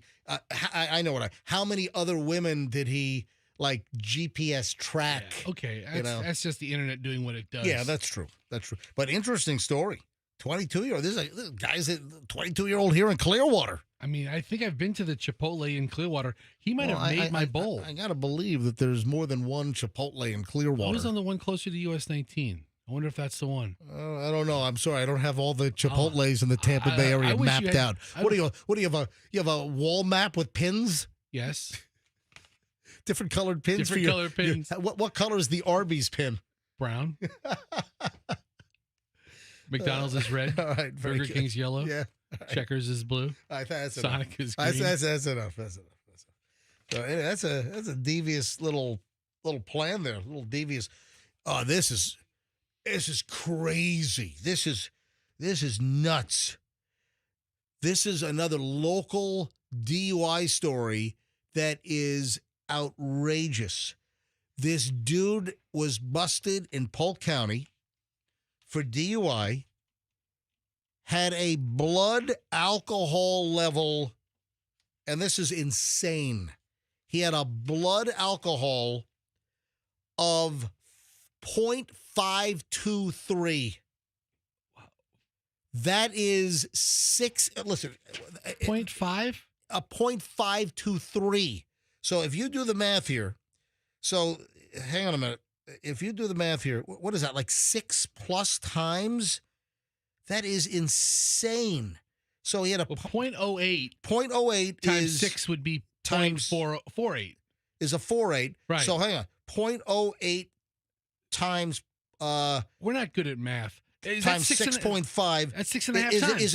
Is a 0.52. So this, and it was a 0.523. So over 6.5 times the legal limit. Oh my God. Oh How did my you get God. that drunk? Hey, good morning, Miguel Rodriguez. Miguel is still passed out, blacked out, drunk. Oh my God. How do you get 6.5 times the legal limit of drunkenness? A lot of cerveza. See, it's a lot of. I mean, you spend more time in the can than you would anywhere else. Polk County dude arrested for DUI, 6.5 times the legal limit. This is out in Haines City. Haines City police said they responded to a 911 call. This was January 7th, 6:30 p.m., intersection of Davenport Boulevard. Body cam video shows the guy passed out in the driver's seat of the vehicle in the middle of the freaking road. Body cam video shows him drunk in the middle of the intersection. Police are seen on the video banging on the door, trying to rouse him, trying to awaken Miguel Rodriguez, 41 years old. They're trying to get him to wake up. Eventually, they had to break his window to get him out of the car. Oh, this is incredible. Haines City police said that Rodriguez smelled like alcohol. Yeah, with a 0.523. He smelled like rubbing alcohol. He's so drunk. Smelled like a distillery. No kidding. Smelled like Jack Daniels or whatever, or I don't know. Bleach closet. Yeah. He's so drunk. Haines City police said that Rodriguez reeked of alcohol. He had numerous bottles of liquor and wine bottles all over the car. Oh my God. Taken to the hospital. So they transported him to the hospital. They took blood, and blood is the best way to test blood alcohol and he's content. still passed out. Oh yeah, a 0.523, 6.5 times the legal limit. Look at him. I'm watching the video right now. He's just there with in his seatbelt with his eyes closed, sitting up. How is he still alive? How are you not dead with a 0.523? That is unbelievable. Wow. Wow. All right, I mentioned I've got 2 audio bites I got to play. We'll get to those in a second. I want to do my 7:45 teased item here at 7:47. But there is an Fester, you haven't heard this yet. There is an encounter with a woman and a male Uber driver that you've got to hear. I cannot believe that this Uber driver let this woman stay in the car this long. I would have thrown her out of my Uber after 35 seconds. A lot of Uber drivers have patience, even with belligerent people. Unbelievable. And then there's a police encounter with a guy at a fast food drive-thru. And this is a very interesting story and scenario. We'll get to both of those coming up in a minute. First, though, this is L.A. fire-related. Okay. Involving a celebrity. And a lot of celebrities have stepped up. I've got a J-Lo story over here. It has to do with clothes, and this particular story also has to do with clothes. And I want to know, what would you do? Hi, I'm John Quiones. What would you do? Kristen Bell, well-known actor. Yeah. I don't think we're supposed to say actress They're anymore. all actors. Everyone's, whether you're male or female, I guess you're an actor. Yes. Although in the award shows, it's best actor and best actress, so they still do that. I don't know. I just yesterday I'm SAG-AFTRA. It's like they don't want to identify as gender biased or separating the names of genders, but then they give different awards. Yeah, yesterday the nominations and all the screeners became available for the SAG-AFTRA awards. Okay. And I'm a SAG-AFTRA member because of my time working in New York radio several times. So, Kristen Bell. Isn't she married to Dak Shepard? Are they still married? I don't know. I don't know. I don't keep. I mean, Me neither. I know the name. I can't keep track of who's married to whom. But I like Kristen Bell. Yeah. Yeah, she was in. What was that series she was in with Ted Danson? It was The Good Life? No, that's not what I'm thinking. I'm thinking she was in a good series with Don Cheadle. It was like on Showtime or one of those, and they were like business consultants. It was a good. What the hell was that? Kristen Bell. It was a good series. Anyway, so she's gotten herself in a little bit of hot water, and people are giving her a hard time, and this is being described as what Kristen Bell has requested after the LA fires, that her message is causing some strife, and people are split. It's dividing the internet. That's the term they like to use. What Kristen Bell has done is dividing the internet. What has she done? Well, she's prompting people to make donations because of the LA fires, and the amount of home. I mean, it's unfathomable. I mean, over 13,000 structures. I mean, all these houses just burned to the ground. People escaping with the clothes on their back, and that's it. And this is what the problem is. Apparently, she was saying, "Please don't donate any dirty or ripped clothing." Only nice looking stuff. Yeah, stuff that could be used. Yeah, what's wrong with that? Well, people are saying that if you're so desperate and your house burned down, you'll take anything. Screw those people. If you're going to make a donation, give them stuff that they can wear and use, and that's going to function for them. So, a comment was made. So, there's also another actor by the name of Joy Bryant. Never heard of that one. I don't know who Joy Bryant is. So, Joy Bryant says something to the effect that, people need a lot of things, including clothes. We noticed that in the sorting of the donated clothes, we found stuff that was damaged or stained, and people don't need that. And then Kristen Bell then says, garbage. We found some garbage, basically. So we're just wanting to remind everyone that when you're giving things, if you wouldn't give it to your best friend, maybe don't give it at all. Sounds like a decent guideline. Don't send trash is basically what we're saying. So that's divide. People are like up in arms, and they're like, if you're making clothing donations, something looks old or it's has some damage, and some people are saying people have no clothes on their back. Don't be a beggar here. How can you demand like spotless, brand new clothing or whatever? I mean, if somebody wants to donate something that might look old or has a little bit of a stain or a little bit of damage, I mean, at this point, people just need clothes. Now, and you shouldn't be so picky.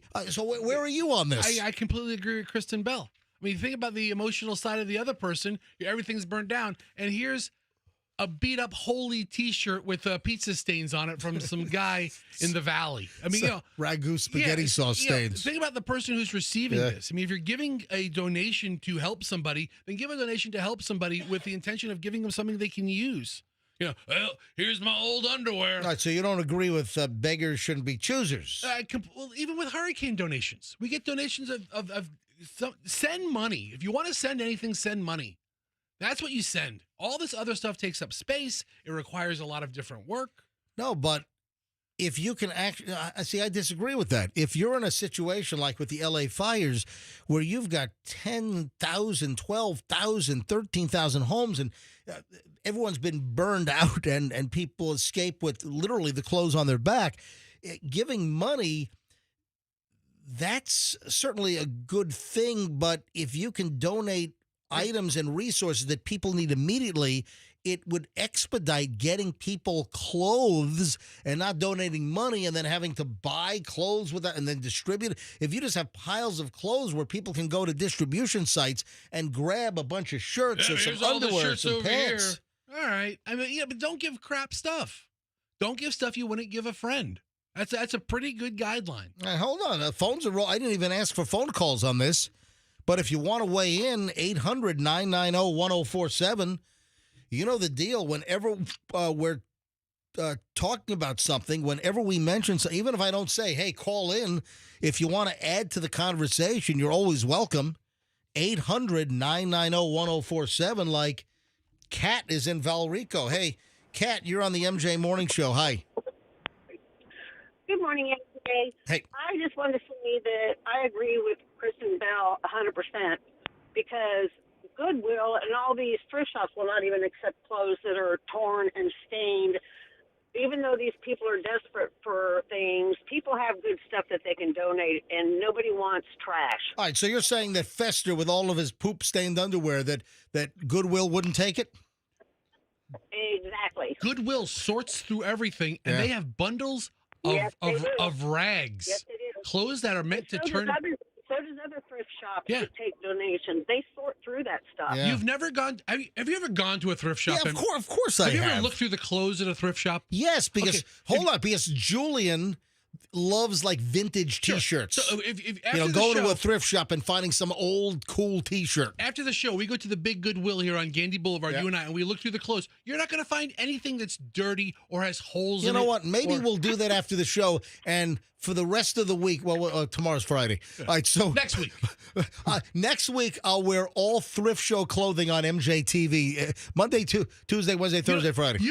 Your wardrobe essentially comes from a thrift shop. It's khaki shorts and T-shirts. Listen, I look like I'm a thrift shop shopper all the time. You walk into a Goodwill, they'll think you're customer of the month. Oh, this guy shops here all the time. Look at him. I am thrift shop couture. Yeah, that's what I am. You actually can find good stuff at thrift shops. You can. There's no doubt about it. You can find good stuff at thrift shops. Absolutely. But MG, the clothes that they have there isn't torn up, isn't, something that somebody would I would never wear this. It's in decent condition. And of course, at a thrift shop, you have to pay for the clothes. In this case, they're collecting clothing for donations for the fire victims out in L.A. All right, Kat, thanks for the call. I appreciate it.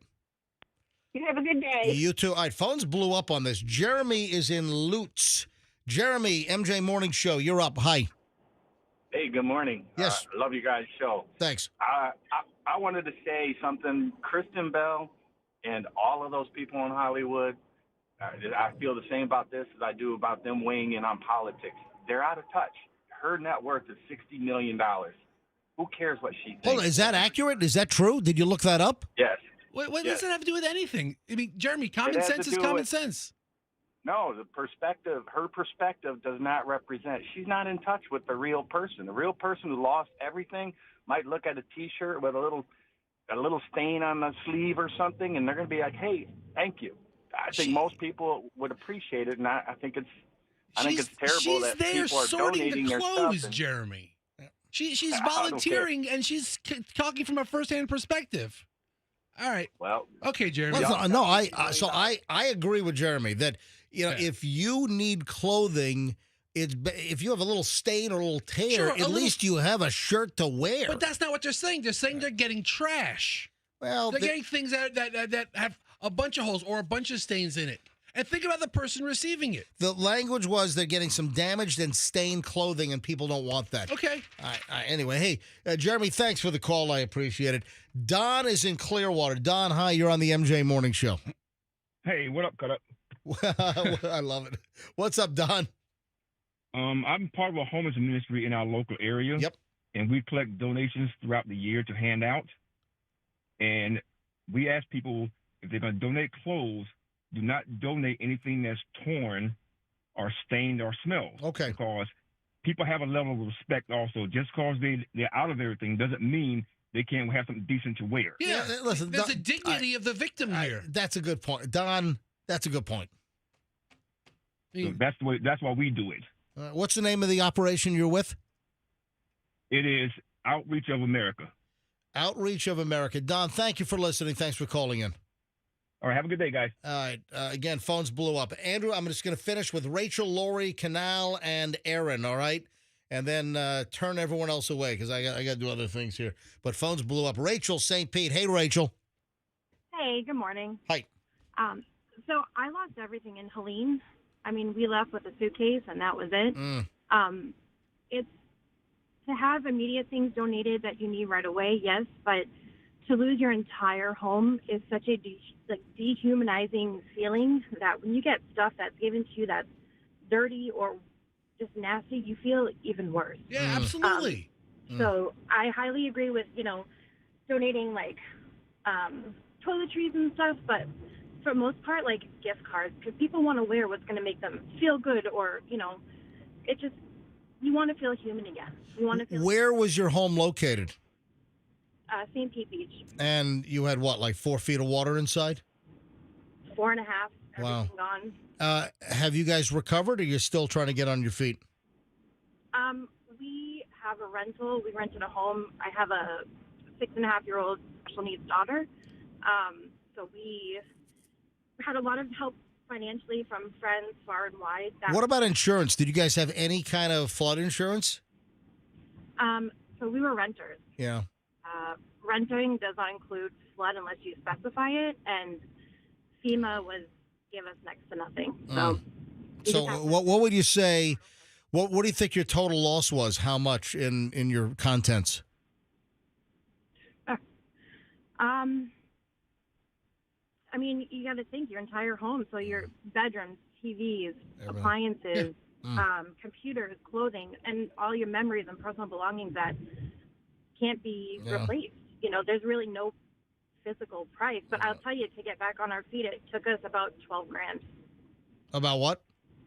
About $12,000 between application fees, first, last security, and then just buying all. What did you get from FEMA, Rachel? Less than $3,000. Wow. All right, Rachel, listen, thoughts with you. Thank you very much for calling in. Thank you. All right, have a good one. All right, Lori, quickly, 3 more calls, and we got to move on. I can play these audio bites. This Uber and passenger audio, you got to hear it. It's insane. Lori in Clearwater. Lori, you're on the, I'm just laughing about what's coming up in a second. Lori, you're on the MJ Morning Show. Hi, good morning, MJ. Hey. I just want to say I think Kristen Bell did the correct thing in asking people not to donate dirty clothes or clothes that's not functional, like broken zippers or missing buttons. I mean, at the very least, these people deserve clean, functional clothes after they've lost everything. It's not like they can grab something and say, I'll just take it home and wash it or stain treat it. So I think she did the correct thing in doing that. As the person donating it, if it has a little hole and it's completely usable or if it's trash. Right. Lori, thanks. Canal, a regular MJ Morning Show caller. You're on the MJ Morning Show. Hi. Hey, so I agree with Fester and Kristen Bell. I have two boys, and I reuse most of my older son's stuff for my younger son, and then I've got friends who've got younger boys as well. Now, if I will not use it for my son or for myself, you best believe that I wouldn't even go drop it off at Goodwill. She's absolutely right. When you've lost everything and then you go to get help and you're given something that's dirty or torn, it makes you feel worse than you already do. Thank you for the call, Canal. Listen, the bulk of the callers here that have phoned in are in agreement with Kristen Bell and the friend Joy, the other actor, whoever she is. All right, one last call on this. Aaron in Tampa. Aaron, MJ Morning Show. Hello. Hey, good morning. How are you? Doing well. So I disagree with Kristen and Fester on this. As someone who, went through a house fire as a kid, we lost all of our clothes. We lost all of that. I don't care if someone gives me a shirt that's got a stain on it or a jacket if a zipper doesn't work. As long as it's something to put on, when you're actually in the situation and you don't have anything to wear, you don't care at that point in time. Of course, it would be nice to have name brand new stuff, but at that point in time, that's the least of your worries.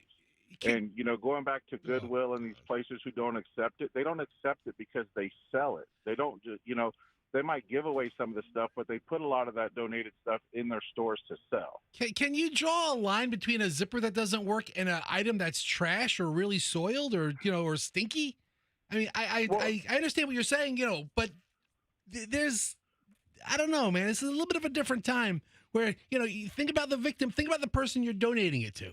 Well, I'm gonna give him this broken zipper sweater. And here's the thing: as someone who was a victim, I didn't care.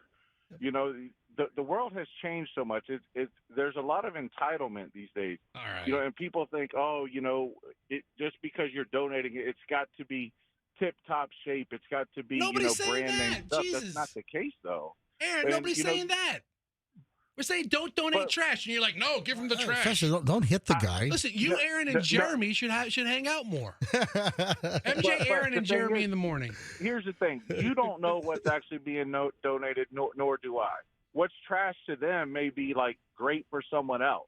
You know what I'm saying? Like just because they're calling it trash doesn't necessarily mean it's trash. And I'm not saying give someone stuff that's got holes and stuff in it. But if a zipper doesn't work, who cares? You got a jacket to wear. I'm with you. If a shirt's got a stain on it, who cares? It's a shirt to wear. Aaron, thanks for the call. What if it's got 100 stains on it? I'm sort of in the middle here because I think there are things that might be worn or might have some issues that if people are in dire need and they've lost everything and you've got 10,000, 12,000 homes that are burned to the ground, that something's better than nothing. Just get clothes on. I'm not talking about something that has, tons of like poop stains or there are some things that might have a little stain on it that it puts a shirt on someone's back. All right. Anyway, I told you the internet is divided on this. This is quite the debate. And guess what? Listeners are divided on it. That same debate and division just happened right here live on the MJ Morning Show. 8:05 MJ Morning Show. This is Q105.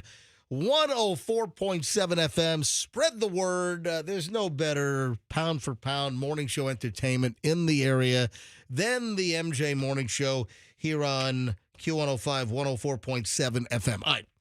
I got 2 audio bites I got to play. This is pretty long, but this is entertaining. A male Uber driver picks up the female passenger, and oh my God, is she just a pain in the ass from the moment she gets into the car. I got to tell you, recently I've taken a bunch of Uber rides. Yeah. I don't go out of my way to be overly chatty with the driver. Let them drive. Let me sit there. Let's get to the place. All right. You got to hear this. I'm going to tell you right now that this audio bite is 5 minutes and 46 seconds long.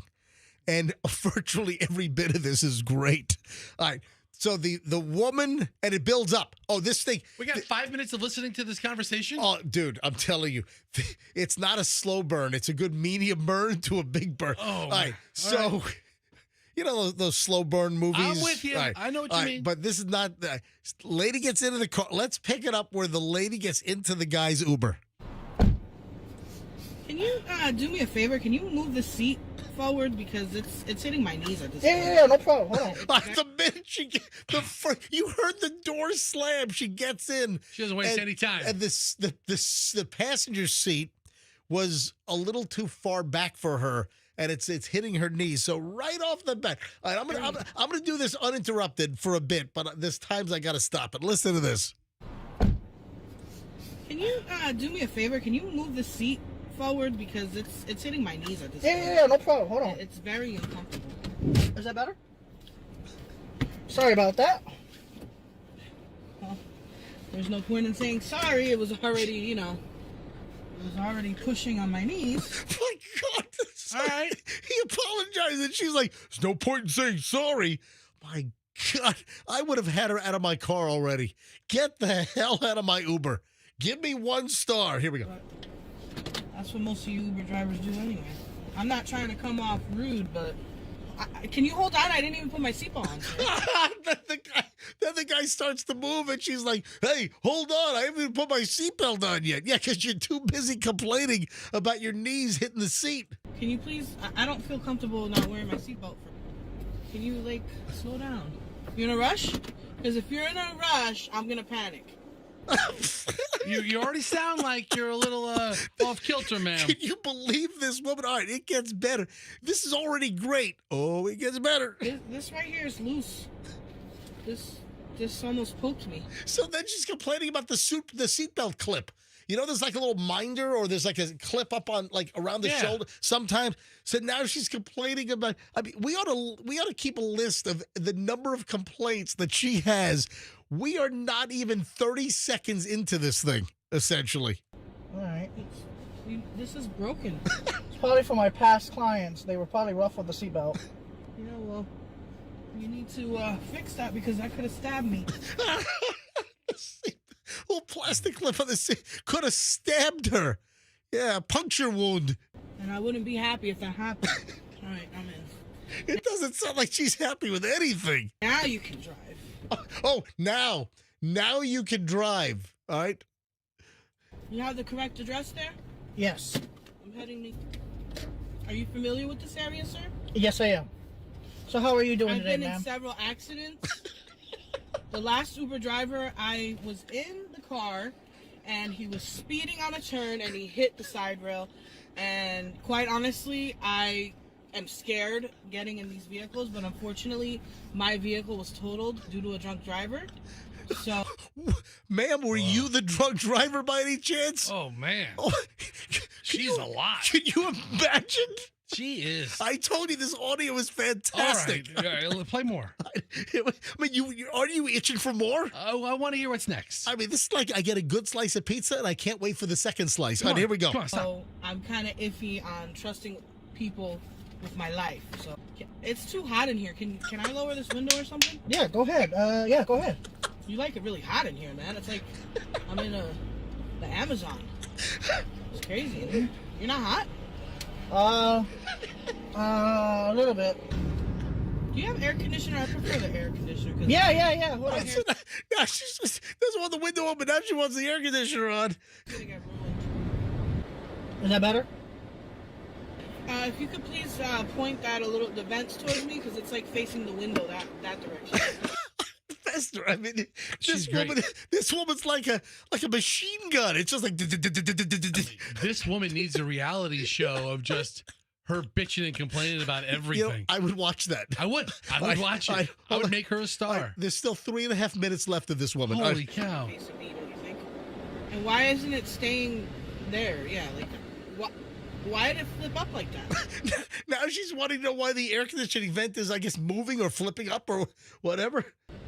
Sorry, but these are loose for some reason. With Uber drivers, I'm not saying you're the one that's going to do it, but I'm saying I've been in this situation before, and I don't want to be in an accident. You know, your seatbelt is really tight around my neck. Oh, so the seatbelt's too safe. Now back to the seatbelt. Now the seatbelt is too tight around her neck. All right, keep going. It really is tight. Has anybody else complained about this? No. Has anyone else complained? I think you've racked up more complaints in 2 minutes than this guy probably had his whole life. He probably has 5,000 rides, and no one has complained. Cumulatively, no one has complained more than you have in the last 2 minutes. He seems super friendly. Oh, this guy's putting up with a lot, isn't he? This guy's a saint. Oh, man, no, they are not. Huh? Well, then take it off. No, I'm not going to take it off. So he says, well, if the seatbelt's too tight around your neck, then, well, take it off. Take it off. No, I'm not going to take it off. Well, I need this for my protection. do you want to but move at to the same left time, side? it shouldn't choke me out while I'm in the back seat here. So now she's talking to get choked out by the tight seatbelt. Well, ma'am. Pretty soon you're going to have a passed out passenger. Pretty soon you're going to have a passed out passenger. All right, let me let this roll. You know, one thing is, this thing over here, the buckle is loose on the back here. This plastic poked me when I got it. You have the seat back hitting my knees, okay? And now, the vent stays up, which I'm not even getting air. It's like, All right, so it's the seat, it's the air conditioning vent, it's the seat belt, it's the clip, it's too tight. I mean, this is one thing after another. Wow. There's still more. I got it on full blast here. I'm not happy with it's literally 50. I'm sorry, I'm not knocking you. It's 53 degrees outside, ma'am. You want to open up all the windows? I'm not trying. No, I told you I don't want my hair. I'm going to an important meeting right now. Like, I can't have my hair all You're having out. an important meeting at 7 p.m.? What is that your concern? What the I do? Huh? How is it your concern, sir? I'm trying to explain to you. I'm not getting any ventilation right now. Okay? And I don't appreciate your smart remark about me having a meeting at 7 o'clock, which I'm going to be late because of you. Oh, man. You showed up late. Sorry about that, okay? Is this the worst Uber passenger ever? And he hasn't stopped the car and said, get out? Oh, my God. It's amazing. Listen. I'm sorry. I'm just trying to make you as comfortable as possible here. Well, you're doing a bad job at it, let me tell you. You men are all the f***ing same. You men are all the effing same. She's right on that. Oh, my God. We are all the same. Are we? Got smart remarks for everything. Now she's saying the Uber driver has smart remarks for everything. Or is Michelle, you know what Michelle's favorite, my lovely wife, you know what my wife's favorite expression now is? Whenever I say something to her, I'm back chatting. Everything up, back chat, up, more back chat, All right, up, back chat. How much more of this audio do we have? Maybe like an hour? A minute and 50 seconds. go. All right, here we go. Here's the left right here that you have to take to Union. I'm taking it. We're going West 22 Union and Hillside, ma'am. Are you giving me an attitude, sir? You know, we ought to take phone calls on this. This is amazing. All right, hold on, here we go. Oh, ma'am, I'm not. All I have to do is report you to Uber, and so be it. You will be kicked off of this app, okay? Let me tell you, I've gotten other people kicked off. I've gotten other people kicked off. My God, they should have kicked you in the face. No kidding. Uber needs to get rid of this customer. They ought to ban the customer. All right, here we go. Okay. Says we'll be there in 14 minutes. Thank God. It says we'll be there in 14 minutes. She goes, thank God. Yeah, thank God is right. The quicker I am out of here, the better for you and me both. Did she say the sooner we get out of here? The sooner I get out of here, the better for you and me both. Yeah, that was a little low. All right, here. Do you know what the speed limit is here, sir? Yes, it's 45. So then why are you going 50? I'm going... Now she's complaining about him driving 5 miles over the speed limit, but she's worried about getting to her 7 o'clock appointment. Well, I would drive her like right at 32. Oh my God! Oh my God! Is this not the most precious audio you've heard in a long time? I mean, no, it's not precious, but it's something. 45. You're going 49. 45. I'm just letting you know. I don't like that. I don't like that. I did not know that. That's why I'm complaining, because my knee is hurting. Well, I didn't know that. I'm sorry. Okay, I don't know your life until you get inside this vehicle. I'm not trying to tell you my life, okay? But you told me your knee was hurting. Yeah, that's why I was pissed that this freaking seat is leaning on my knee. You have to have consideration for passengers when they get in your car. And you don't question them where they're going. Either. Do me a favor. Pull the over next place. I don't want you taking me anywhere. So now she wants me to pull the F over. I'm surprised he didn't do it already. Oh my God. I'm surprised he didn't initiate it. Oh yeah. I want another Uber driver. I want another Uber driver. Because all you're doing is running that lip of yours. And all you do is running that lip. No, you're the one running the lip. Oh my gosh. All right, 20 more seconds. Nobody want to hear what you got to say. Do you want to drop off or you want to keep going to the destination? Drop me off at ShopRite. Drop me off at ShopRite. There you go. Yep. ShopRite's got the answer. Hey, Mom, what's for dinner? ShopRite's got the answer. You got to get another Uber because of you. Right here. Just pull over right here. Over there in the parking spot. I'm not going to get out in the middle here. You're getting out right here. God. Oh, and that's the end. Wow. That's the end? Yep. You know, you don't really have an appreciation for the humanity that these Uber drivers see. Oh, my God. Are you an Uber or Lyft driver? Are you just a passenger? Are you just a regular MJ Morning Show listener? Would you like to open up a comment section on that audio you just heard? I would love to talk to an Uber driver. Let's go. Let's grab some calls on this. Holy crap. That's hysterical. Where did that happen? Well, it's got to be up in the Northeast. It's got to be Northeast because ShopRite is like New York, New Jersey, Connecticut. Go to the ShopRite website. There's a billion locations. I'm not going to find what ShopRite. No, but at least what state? Just type in Google. What states is ShopRite in? It's in 6 states, 8 states. All right, 800-990-1047. If you'd like to comment on what you just heard. I told you it's precious. 800-990-1047. If you have any comment on that Uber passenger, and we'd love to hear from Uber drivers or Lyft drivers or just anyone, if you would like to comment on that woman. If you're in an Uber right now as a passenger, give us a call. 800-990-1047. Evan is first up in Orlando. Evan, you're on the MJ Morning Show. Hey, good morning, guys. Yes. Hey, that lady's a psychopath. Yeah. You're exactly right. I was actually considering doing Uber as a little side hustle, but thanks to this psychopath, I decided, you know what? That's not a good idea. I would have kicked her out within the first 25 seconds. Glad we can help. Evan, thanks for a great first call. Thank you. Michelle is in St. Pete. Oh, she's a Lyft driver. Michelle, you're on the MJ Morning Show.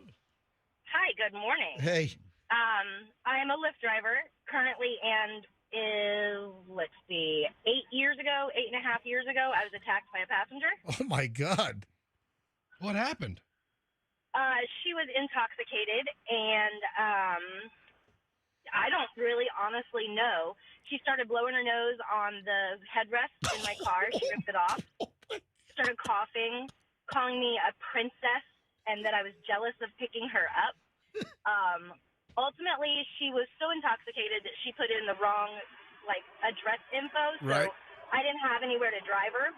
I drove her over to the Save-A-Lot on 9th and 9th in St. Pete because they have an armed security guard. Right. I was like, we're just going to do this, right? She ended up spitting on me, and I decked her in between the eyes. Hold on a minute. Hold on. She sat on you? Spit. Sat. She's S-P-I-T. Oh, she spit on you. Oh, spit on you. Okay, and then you hit her between the eyes? I decked her right between the eyes. I'm driving right now, but when I'm done, I'll send you the video because it's on YouTube. Are you serious? I'm so serious. All right, send me your video to MJ. Yeah, just email it to mj@mjmorningshow.com. MJ@mjmorningshow.com? Yes. I can do that. All right, send me the link. So, okay, ultimately, she pulled my hair after she spit on me. I punched her. We tussled. She grabbed my hair, took a huge wad of hair, like a quarter size worth of hair. Big old bald spot in the back of my head. We're punching. We're screaming. I'm telling her to get out of the car. She ends up running for 3 days. Oh, my God. The cops eventually got her? Yes. I actually had a St. Pete PD, shout out to them for this. This was a while ago, like I said, 8.5 years ago. So Yeah. there was not really a precedent for passengers attacking drivers. Yeah. So the state's attorney picked it up, and the St. Pete PD, the cop that I dealt with, she was irritated. She was perturbed, Wow. we'll say. She told me that she sat at this woman's, and it was a lady who attacked me. She sat at her home for 3 days doing her paperwork while she was on the run, just waiting for her to show up, Wow. making a present. Unbelievable. Michelle, thanks for the story. Send me the YouTube link to your video, okay? I will do. All right, so we have a lot of internet sleuths listening who says that they were in Wow. Union, New Jersey. That was Union, New Jersey? Yeah, Route 22 in Union, New Jersey. Yeah, all right. Patty in Lakeland. Patty, you're on the MJ Morning Show. Hi. Good morning, loves. Hey, I just want to say may God bless that man and that his mama raised him right. So he didn't lose it. Yep. But she did a great job. So raising him to be the man that he is. He had the patience of a saint. Thank you, Patty. Have a great one. I mean, great phone calls, great reaction here. Sean is in Tampa. Sean, MJ Morning Show. Hello. Hey, good morning, guys. Yeah, I'm going to be completely honest with you. I was, the way I was raised and everything right there, you treat everyone with respect until they don't deserve it no more. She would have already done lost me about 20 seconds in. Yep. If I were driving Uber, I would have figured out a way to push her out on I-275. Yes. I would have. I say, when she said stop here, I would have hit that brake so hard.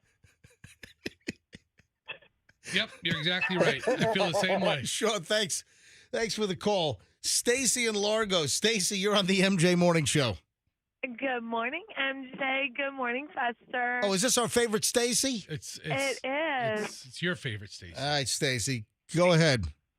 So he was a saint. I've got to hand it to him. He did not lose it. I don't know how he didn't lose it because I have done Uber Eats and I've done Uber in the past. if anything like that would have happened, I don't think I could have been able to keep my cool, but, you know, he did great. Stacy, thanks for the call. All right, I have a revelation coming up. There is, just let me grab these calls, and then there is a final word, a revelation coming up. So hold on. Rico in Clearwater. Rico, I think he used to work here. Hey, sir. Yeah, Rico, go ahead. Can you hear me? Yeah, I picked up a couple a few years ago, and the guy looked like he wasn't really all that there, and all of a sudden I hear like a slap. Turns out he slapped the lady in the back of the car. They were arguing, and I pulled over, and I said, "You need to get out." He says, "I'm not getting out. I own this car until you get to the next station." I grabbed him, threw him out the car. I told her, "If you want, I can still take you." Apparently she was afraid, so she got out. I never heard anything else about it, but I got them out, both of them. Wow, Rico, thank you. All right. Hey, Andrew, just let me finish up the board here, and then revelation. There's an afterword coming up in minutes from me, MJ. All right, Robert in Palm Harbor. Robert, MJ Morning Show, you're up. Hey, MJ, listen to you every morning. Thank you. Driver, got about 6,000 rides under my belt. And I'm telling you what, right now, after her second comment, I'd have pulled over and I said, "You need to find another one." That guy is the same. Yeah. So you've got 6,000 rides. What is your rating? What do you have? 4.9. That's pretty good. 6,000 rides and a 4.9. Pretty good. Robert, thank you, buddy. Dave in Tampa, and then I've got Melanie and Grant, and then we'll wrap this thing up and move on. Dave, Tampa, you're on MJ Morning Show. Hey, MJ, I got to say, I don't know what is wrong with this customer, but that Uber driver did great trying to stay professional. I would have lost it in 30 seconds. That woman needs to be medicated, and I don't mean no Zantac. Thank you. Yeah, really. Melanie, you're on the MJ Morning Show. Hi, Melanie. Hi, good morning. Yes. I'm an Uber driver. Yes. And I would have thrown her ass the hell out. Good for you. You're exactly right. That's like a training video. Thank you, Melanie. All right, last call. Grant in St. Pete. And then little afterthought, little potential revelation. Grant in St. Pete, you're on the MJ Morning Show. Hey, I think she was scamming the system. Her original intent was to go to that shop ride or save ride or wherever she got dropped off. Yeah. So he canceled the ride, right? She doesn't pay for it. She got out where she wanted to go. It was all play. Gotcha. And listen, that's potential racket. It's a very elaborate hoax. Yep. She has this racket to get free rides everywhere. Listen, this has been a great exercise. The audio is priceless. The scenario is priceless. Obviously, the reaction from our listeners. So here's the revelation. There is some chatter that might be totally staged. So there's chatter out there that they both might have been in cahoots, that this was trying to make a video? It was a skit. All right. But how, if it was, so I guess they're admitting that it was social media video acting. All right. But how well was that pulled off?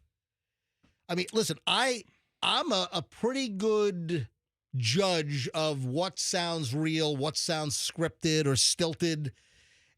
And that sounded real. That the whole scenario, they played it off very, very well. It didn't sound fake. However, I mean, would you like to hear the rest of the story? No. All right. All right. Andrew, what do you have? Andrew? All right, hold on. Andrew wants to queue up one final bit of audio. So, Andrew, let me know when you have it. All right. You ready to go? All right. Go ahead and hit the audio. Go. Oh, that was good. See, that actually, guys, that is sometimes how it happens when you're driving people. It happens to a lot of Uber drivers. It actually, maybe not the assault, but it does happen. If you want to call that an assault. They complain, they hit you sometimes, and nobody understands that. But that's just a parody. Look at it. But how well was that pulled off? But But that stuff happens apparently. Absolutely. So that is like a dramatization, but that crap happens. And I'm sure even worse than that. But was that not entertaining as crap? That was just unbelievably entertaining. I feel a little bit taken now that it's a skit. But it was well done. It was. So well done. And listen, I don't know either of the individuals, but I stumbled across that yesterday, and I just thought I would let it play out. But very good. I mean, fantastic stuff.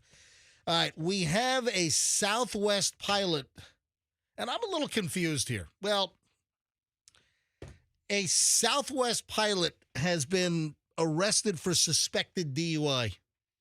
Okay. But would that be FUI? Instead of driving under the influence, would he that was be on the plane? He was yanked out of the cockpit at the how's- airport. How is that DUI? Yeah, wouldn't that be FUI? We need a new law. All right, well, listen to this. A Southwest flight in Savannah, Georgia, midnight in the Garden of Good and Evil town, was delayed for 5 hours yesterday. This is yesterday morning. The pilot was arrested and charged with DUI. Now, details as of yesterday afternoon were somewhat limited, but authorities confirmed the pilot, 52-year-old David Alsop, was removed from the aircraft at the Savannah Hilton Head International Airport and taken to the Chatham County Jail, charged with driving under the influence. Alsop's bond was set at $3,500, according to jail records. Unclear whether he had posted bond as of last night. In a statement to WSAV television, Savannah, Georgia, Southwest Airlines said, "We're aware of the situation involving an employee on Flight 3772 this morning from Savannah. The employee has been removed from duty." That means removed from the flight line. "Customers were accommodated on other flights, and we apologize for the disruption to their travel plans. There's nothing more important to Southwest than the safety of our employees and customers." The flight was going from Savannah, Georgia to Chicago's Midway, was scheduled to depart Savannah shortly after 6 a.m. According to FlightAware data, it did not depart until shortly after 11 a.m. So it was supposed to. So you know what this means? This means this guy was hammered from the night before, is what I'm thinking. He got blasted. I mean, can you imagine? Holy crap. You are now free to move about the country. Yeah, but you're not free to drink about the country, especially if you're a pilot. So they got him for DUI. But you wonder, well, did he get, because I don't think he didn't drive to I wonder where he's based. If he's like, he was probably in a hotel overnight. Yeah, that's what I'm thinking. Then maybe they probably got a car service or the hotel dropped him off. Well, they have the flight crews that stay at hotels. They stay at hotels that have the shuttle vans that take them to the airport. So he got the shuttle ride to the airport. So he didn't do any driving there, although he was drunk. Hang on, I've got a number of Southwest pilot pals. I meant to do this last night, but I forgot. Yeah, let me send the text real quick and see if one of my Southwest captain pals is available. Hey, let me do a voice to text here. Hold on. Are you available for a quick phone call about the drunk Southwest pilot at Savannah? Question mark. That's a good text. You like that? Oh yeah, real clear. Are you giving me the business? No, over I'll there? tell you, this is real clear. I mean, I didn't have a great. Were you being critique on it. facetious? I just noticed that it was a really clear message directly. What, are you to being the a point. wise ass? No, I'm telling you an honest All right, critique. okay, all right. It was a good message. All right. But what do they call it when you're a pilot on a plane, drunk out of your, just drunk? Yeah. So he didn't take off. He didn't taxi. Now, if you're taxiing, then that could be driving under the influence. But if you take off, V1, rotate, you're up in the air. That's flying under the influence, right? Did he make any announcements to the people on the plane? No word of that. No word of. Is your pilot speaking? What's that dinging noise? Let's all be quiet on this flight because I am drunk and hungover. My head is splitting right now. Man. Because, man, You wouldn't believe how much I had to drink last night. Everybody just chill. We'll be fine. I actually fly better with a couple of drinks. It'll be cool. Just sharpens up my skills. Just be quiet, dude. Don't make any loud noises. Man, can you imagine that? And then your flight, you're 5 hours delayed while they get a new crew in to fly your airplane. Yeah, I would guess that this guy's career, 52-year-old David Alsop. Now, Andrew has an update. Andrew says that he did bond out, and I don't. Hang on a minute. I hit the. I sent the. I've got two people with the same last name. I sent the wrong. You moron. Yeah, I know. All right. Hang on a minute. All right. I sent the. Hang on. I sent the wrong. Oh, here we go. I got the right one now. All right. Hold on. Hang on. Let me send the message. You probably haven't spoken to the Hey, other guy. are you available for a quick phone call on the drunk Southwest pilot in Savannah? ? All right. Yeah, I sent the wrong. Same last name. What if the other guy would have said, sure, give me a call, and he has no idea what you're talking about? I just got a text back. Wrong number. from the first individual with the same last name as my Southwest pilot buddy. But no, the question. Hey, Andrew, can you find out, because I didn't see this in the stories when I prepped last night, was he the captain or the first officer? Because at 52 years old, it could go either way. But can you imagine? I mean, you got Southwest captains, making, $400,000, $500,000, $600,000 a year or more, flying a full schedule, and, you blow your career up. I mean, this guy's over. He's going to lose his FAA certificate probably. What's he going to be doing?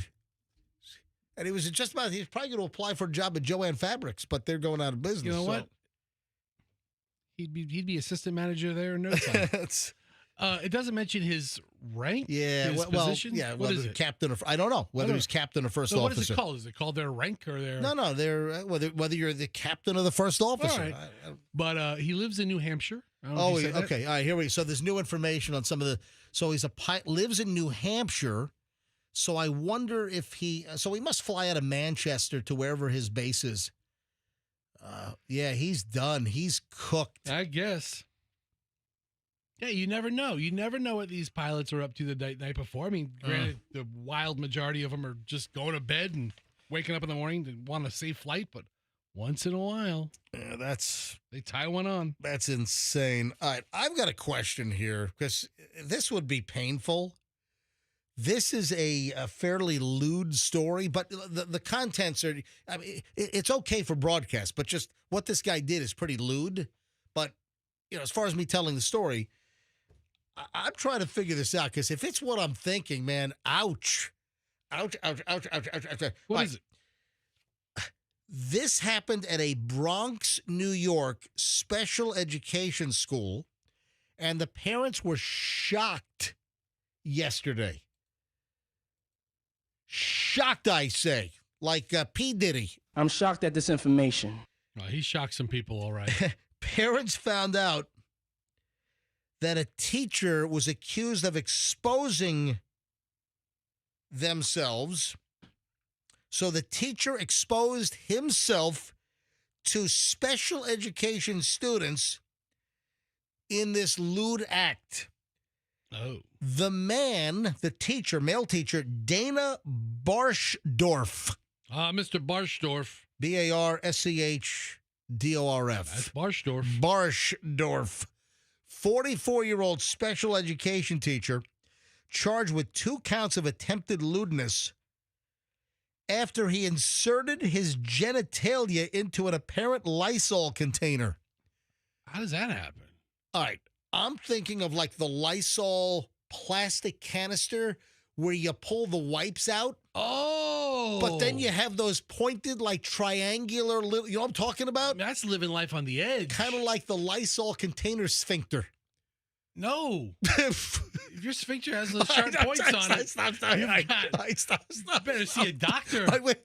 Wait a minute. So, first of all, would that make his thing really little? Can you imagine? I've never inserted anything into the Lysol. What other Lysol container could it possibly be? It can't be the metal can. No, it can't be the spray can. No, of course it's got to be not. the wipes, because the wipes have that accommodating place for that activity, I guess. But how much tension does it offer when you pull the sheet out? I mean, enough to rip the sheet. Oh my gosh! Hang on, my captain buddy just texted me back. Holy, and then he did a poop emoji. When did that happen? Gonna call you live. You are anonymous. Hang on a minute, anonymous. All right. Ask him if he knows anything about humping Lysol wipes containers. No. All right. So this is nuts. Allegedly inserted his genitalia into an apparent Lysol container. All right. So I'm looking on. This is Home Depot's website. Right. They have a citrus flavor, a mango and hibiscus. See, but that's the container I'm talking about. Yeah. So what? I mean, the mango hibiscus flavor looks really pretty. It's not a flavor; it's a scent. Scent. Yeah. You're not chewing on these things like you might be. Like I mean, jerky. This guy's humping them. Yeah, he had some jerky going on, I guess. He never looked right. The man looked weird to me, I tell you. That's according to a mother who got interviewed by the New York Post that she dropped her 10-year-old off at PS 723 Webster Avenue in the Bronx. I know what that is, actually. It serves autistic elementary students, and then you got a teacher that's jamming his junk into a Lysol container in front of students. What crosses your freaking mind to do that? Holy hell! All right, let me find my story here. I could pull it up across from me if you can't find it. It's in the trash can. All right, I threw the story away. Hang on, my captain buddy said, I said I'm going to call you. He says bring it. All right, so let me dial him up here. All right, this longtime captain for Southwest Airlines.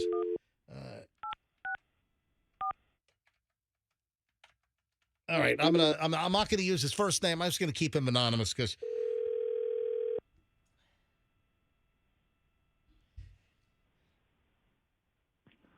What's up, Pater? Hey, man, MJ Morning Show Live. Hey, I'm gonna keep you totally anonymous. How long have you been a Southwest captain? 24 years. Yeah, it's great. Yeah, long time. I mean, this friend of mine for a long time. Just going to keep him anonymous. Yeah, so you hadn't heard about this yet, huh? No.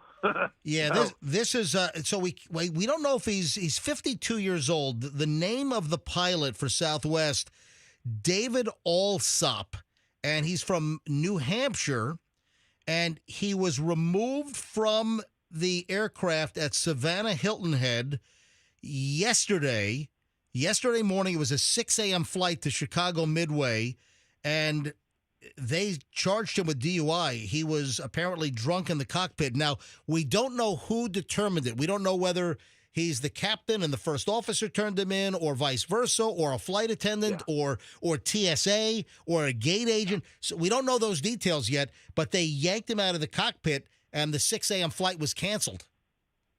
Holy smoke! Yeah, that's bad, and that can it's funny. I just got alcohol tested my last leg into my domicile. There's a guy standing there with a clipboard, and he points at you, and you walk out, and you go immediately down to a room, and you blow an alcohol test, right then and there. And they do the same thing with drug tests. So.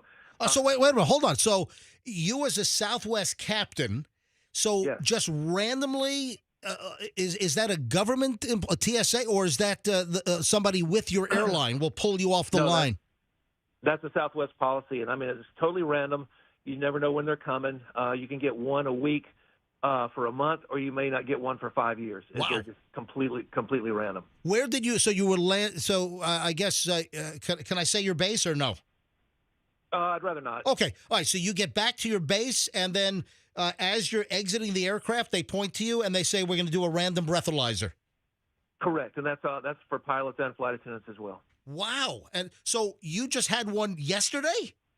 I had one last week when I got back to my domicile. Oh, gotcha. All right. So last week. So when was prior to last week's test, when was the last one you had? About a month before.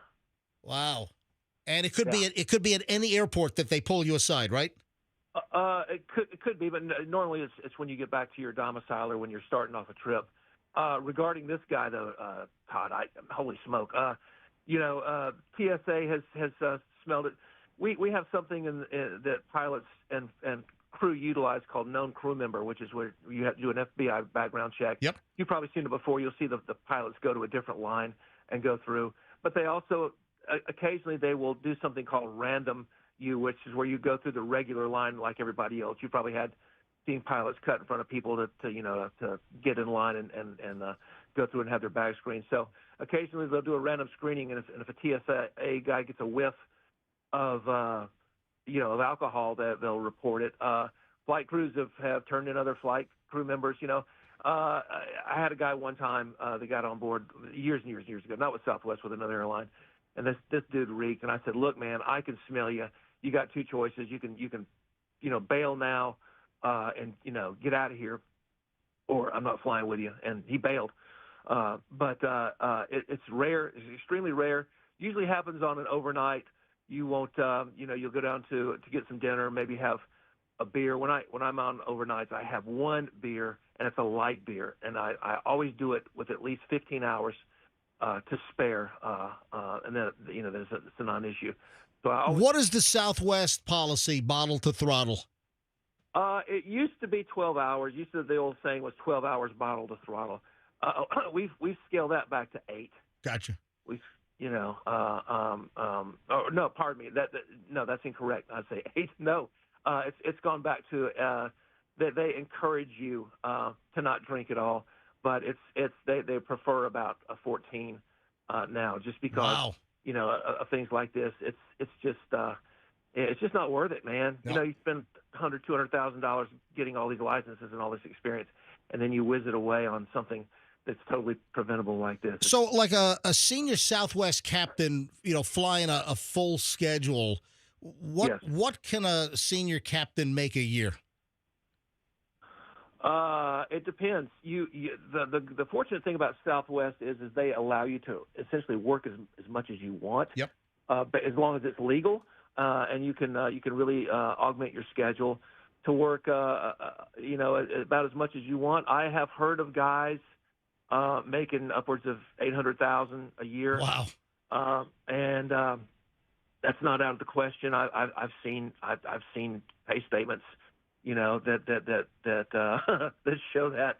So yeah, I'd say average, if you don't augment your schedule at that seniority level, without changing your schedule around whatsoever, $350,000, $400,000. Yeah, and you can imagine throwing that kind of career away, because that guy will never fly for Southwest again, I would imagine. No, that's just an unforgivable sin. All right, man. Thanks. Great to have you on. A good friend of mine, anonymous Southwest captain. I'll talk to you soon. Let me know when you're heading back down here. We'll hit dinner again. You got it, buddy. Thanks again. All right, talk to you soon. All right, bye. All right. Yeah, I took him, this was back in September. He was on a layover, and Michelle and I went with him and his co-pilot, his first officer. We went to Burns Steakhouse. He'd never been to Burns and was dying to go to Burns, so we hit Burns during a layover, had a Tampa layover. Anyway, man, what a story. Crazy. And just throw your freaking career in the toilet. So right, just throw it right away. So I have in my hand here the full list of red dye number 3 banned foods. Oh, great. And okay, it's 19 pages long, but how could this be the full list of all red dye number 3 banned foods? When does the ban take effect? Food and drink makers have until January of 27, so 2 more years of cancer-causing red dye number 3. But listen, delicious red dye number 3. Red dye number 3. Take a big cold glass of it, like Homer Simpson. So this is pertinent because Fester hates one of the new MJ Morning Show rejoiner sweepers. For your safety, now transmitting without red dye number 3. This is the MJ Morning Show on 104.7 FM, Q105. All right, so I wrote that sweeper over Christmas time to have some new MJ Morning Show at a commercial promos.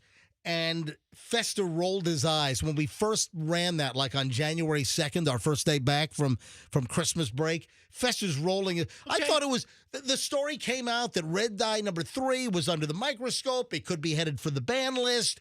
And then Fester, we come back, I roll it, and Fester's like rolling his eyes. What's the point of these rejoiners? What's the point of them? It's coming out of the commercials with a little station ID. Right. I got the and station maybe part. a funny little quip. Right. That's right. If the goal is funny, that's where you missed it. It's funny-ish. Is that the barometer? Listen to me. Is that the standard? Right, listen, the standard's the standard. Is that it? Listen, it's funny-ish relevant. Oh, I like the MJ Morning Show. He's funny-ish. It's relevant I'd because rather not be funny than be funny-ish. And now the full list of foods that have red dye number 3 as the FDA is banning the substance over potential cancer links. But listen, you probably need to eat like 3 55-gallon drums of red dye number 3 a week in order to every week. Whatever. Anyway, so I have the list. And there are a lot of things on here I recognize, but there are other things like, I don't know. So the FDA said it was taking action as a matter of the top 10 things. Oh, hold on. So the FDA says they're taking action as a matter of law because some studies have found that red dye cause cancer in lab rats. The FDA is taking action that will remove the authorization for the use of red dye number 3 in food and ingested drugs.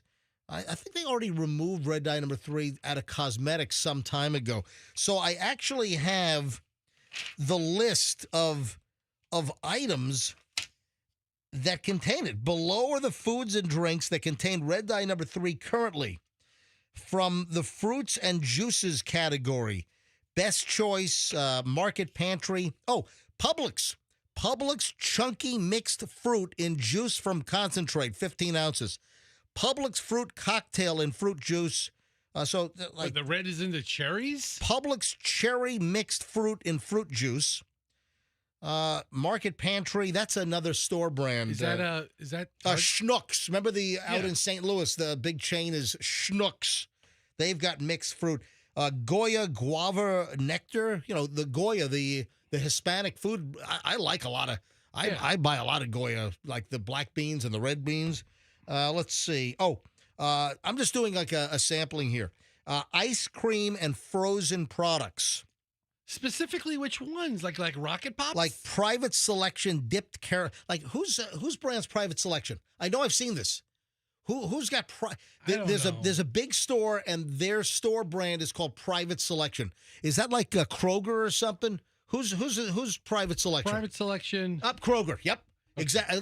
Private Selection is a store brand of Kroger. I knew because when I'm out in Colorado, we hit Kroger or the Kroger related stores. So a lot of Friendly's. You know, Friendly's ice cream is in the supermarket. I love Friendly's. Friendly's Unicorn Sparkle ice cream bars. Okay, that just sounds like it has red dye number 3 all up and through it. Friendly's Strawberry Cake Crunch ice cream bars. I'm just giving some random. So a lot of Friendly's stuff. Is there a lot of candies? Like, is Skittles have them? I don't want to say if it doesn't have it. Let me go to the next category here. Ready meals and mixes. Wait a sec. Hold on a minute. There's, I see. I got to find the categories here. There's, let me just go to ready meals and mixes. Vigo. Vigo's like a local. I love Vigo as well. Vigo paella yellow rice and seafood dinner kit. What do they use it in the yellowing agent for the yellow rice? Must be. Listen, because like real saffron is pretty freaking expensive. Betty Crocker suddenly pasta salad. Suddenly cancer. So that's on the list here. Again, just what else? Come on, there's got to be more. ShopRite Spanish style saffron rice is on there. Vigo probably makes it. Yeah. Listen, and I like Vigo. Me too. Vigo has some great stuff. I like some of their like canned. They have the calamari. It used to be octopus, but then there was a whole lawsuit industry wide. So all of the companies that used to have like the canned octopus in like olive oil, they've had to change it to like giant squid and whatever the deal is. Okay, then we go to drinks. Sunny Select blueberry flavored lemonade, then soft candies and gummy candies. Oh, the trolley sour bite, tropical llamas. Yeah, those kind of candies I would think have a lot of it. Candied nuts, Nature's Eats, Bristol Farms are some of them. See, as I look at the list, I gotta believe that there are much more products than this. I mean, if it has any kind of color to it, it probably has some red dye number 3. Yeah, then there's all kinds of fondants and icings, cake icings, cake toppings. I mean, I've got 19 pages of this. Then like candies. Here are some of the candies. Oh, Fruit Loops candy canes. What the hell are Fruit Loops? They have candy canes? They brand everything. Anybody see candy cane? Looking for candy cane? He's hanging out with Fruit Loop. Yeah. Let's see what else is on the list. I'm seeing tons of things. I'm just trying to find things that I recognize. Flicks candy, Disney grape, orange, and blue raspberry. These are very specific items. Yeah, they are. I mean, there's hundreds and thousands of items total. Yeah, but I got to believe there's more. Four Brothers maple meat sticks. What the hell is that? Oh, yeah, boy. If you want some meat sticks, you go to Four Brothers. A lot of Gallery brand. It looks like they have a lot of like Marvel Spider-Man Easter marshmallow. What is that? Is it like one of those confection? Oh, Hello Kitty stuff is on here. Sanrio Hello Kitty grape banana cherry mermaid. These are candies that are on the list. So there's a lot of, just do a search if you want to see what's on the list with red dye number 3 that's getting banned here. But I got to believe there's much, much more than what's, on this list. But red dye number 3, after 35 years of it being banned in cosmetics. So wait a minute. They ban it in cosmetics, but they allow it in the stuff that we eat. We don't want it on your face that you try to make more red. Yeah, that makes a lot of freaking sense, but doesn't you can eat it. All right. Hey, that brings to an end well over an hour and 20 minutes of nonstop MJ here on the MJ Morning Show. 9 o'clock hour loaded and starts next. I don't even have time to, I went so late, I don't even have time to tell you what's coming up, but it's good crap in minutes. Hey, let me tell you.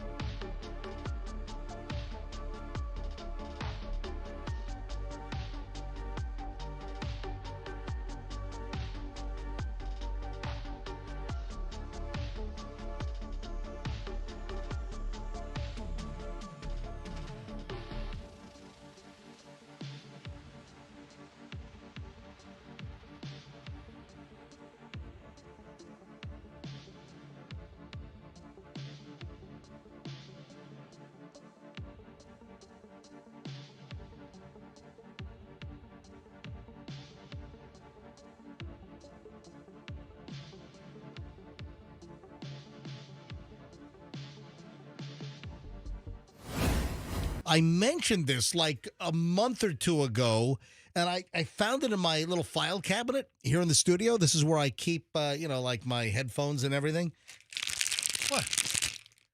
I never tried the Clausen gummy pickle spear. Oh, I got that from one of our women who work in reception. Yeah. She has that big candy bowl. Oh, hang on. I was just going to look at the label to see if there's like green dye number 3 in this thing. I'm sure there is. But it says this unit not labeled for retail sale. What happened was it was in a pack. Right. So all of the nutrition information and ingredients are on like a box, right? I could look it up. Yeah. So gummy pickle. Yeah. I never opened this up. And it have you seen this? It's like the size of a deli pickle spear. And it says Clausen on it. And it's a gummy candy pickle. They actually sell them at Walmart.com in a pickle jar. All right, so hang on a minute. Does this taste like pickle? Because that would be disgusting. Listen, I like pickles, but I don't know if I want my gummy candies to taste like pickles. I want my gummy candies to taste like, delicious Albanese, gummy bears or the Haribo gummy colas, which I love. Yeah, but if you love pickle, then you might like this. Or the sweetest fish. Oh, hang on. Oh, look at the label. All right, artificial colors, yellow 5, blue 1. All right, so there's only the artificial colors are yellow number 5. So what? Yellow and blue make green. Right, it's a green pickle spear. So wait a minute. So red dye number 3 could cause cancer, but yellow 5 and blue 1 do not? No, those are the healthy ones. Oh, those are the healthy artificial coloring. All right, I'm going to open this thing up. Because you gave this to me like 2 months ago. I think it was well before Christmas. Oh yeah.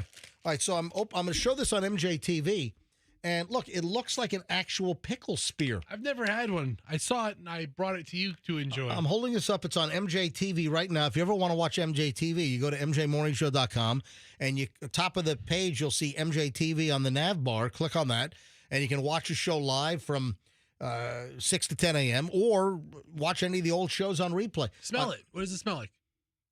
Does it smell pickly? It doesn't smell like anything. So it smells like plastic or something. So it has no scent to it. Oh, it's got molded little pickle seeds in it, too. They've spared no expense. Oh, no. Well, that's attractive sounding, isn't it? Yeah, I like it. How does it taste? It does not taste like a pickle. What does it taste like? like a fruity gummy. Yeah, it does not. Huh. It does not taste like a pickle. I was expecting to get overwhelmed with like the scent of dill coming off of No. and vinegar coming off of your breath. It's not bad. It's sort of like it has the consistency of a vinyl pool raft. Yeah, it does. Like if you were drowning, that could help save you. Exactly. It's like I'm chewing on a vinyl pool Is it raft. like a citrusy taste or like a strawberry flavored fruit? It's it's undetermined, undistinguishable fruit tasty. Close your eyes, and then try it again. And what? I can't because you already have the visual anyway. Oh wow. Oh, speaking of food, man. Oh God, we had great food last night. Second time there. Michelle, Armature Works is a cool place. Yeah. Armature Works is really cool. And a guy I know that I met some time ago. Do you remember the guy? Remember the guy who the sushi bar up in Wesley Chapel? Yeah. So the Wesley Chapel sushi bar, it's Zuku, right? Zuku's, yeah, something like that. Up in Wesley Chapel, Zuku. Zukuhan. Zuku. So look up the address. So Zuku-san.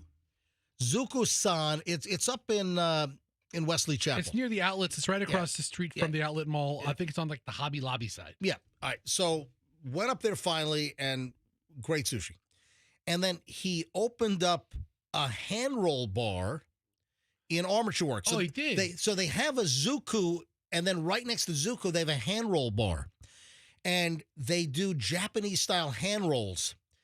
And I'm talking like Otoro, Chutoro, Uni, Otoro Uni? Lobster. Otoro lobster? The food is great.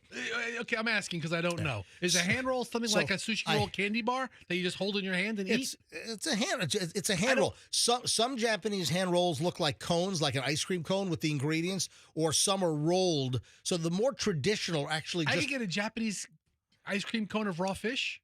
Yeah. I had no idea. And they are delicious. I'm sure they are. I'm a fan of sushi. Oh, this is the same guy that put on the sumo thing. Yeah.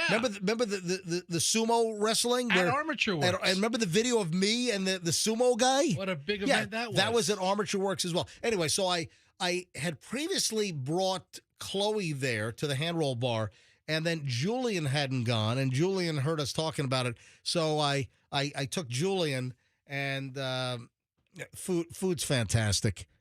He wouldn't let me pay, but I had my credit card out. But he's like, hey, listen, I just want you to give it a shot. But it's fantastic, and I would not say it if it wasn't. I mean, just really, really high quality. I had bluefin tuna last. Nothing like bluefin. So around town, you're mostly getting yellowfin tuna.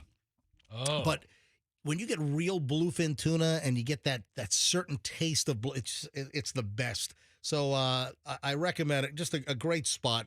Han, H-A-N, Han Hand Roll Bar, and it's just delicious and high quality. So the kids loved it. You will Thumbs up. And Julian's spoiled, and because Julian in Manhattan, there's all kinds of great sushi to choose from. He's like, this is just as good as anything up there. So it's really, really good. Anyway, what was that? You would be happy to know that you are not the only member of the MJ Morning Show to enjoy sushi last night. What, Publix? You had Publix? You know what day it was. Oh, Wednesday. Wednesday. So you know what that means. Oh, the $5 rolls. You bet your ass.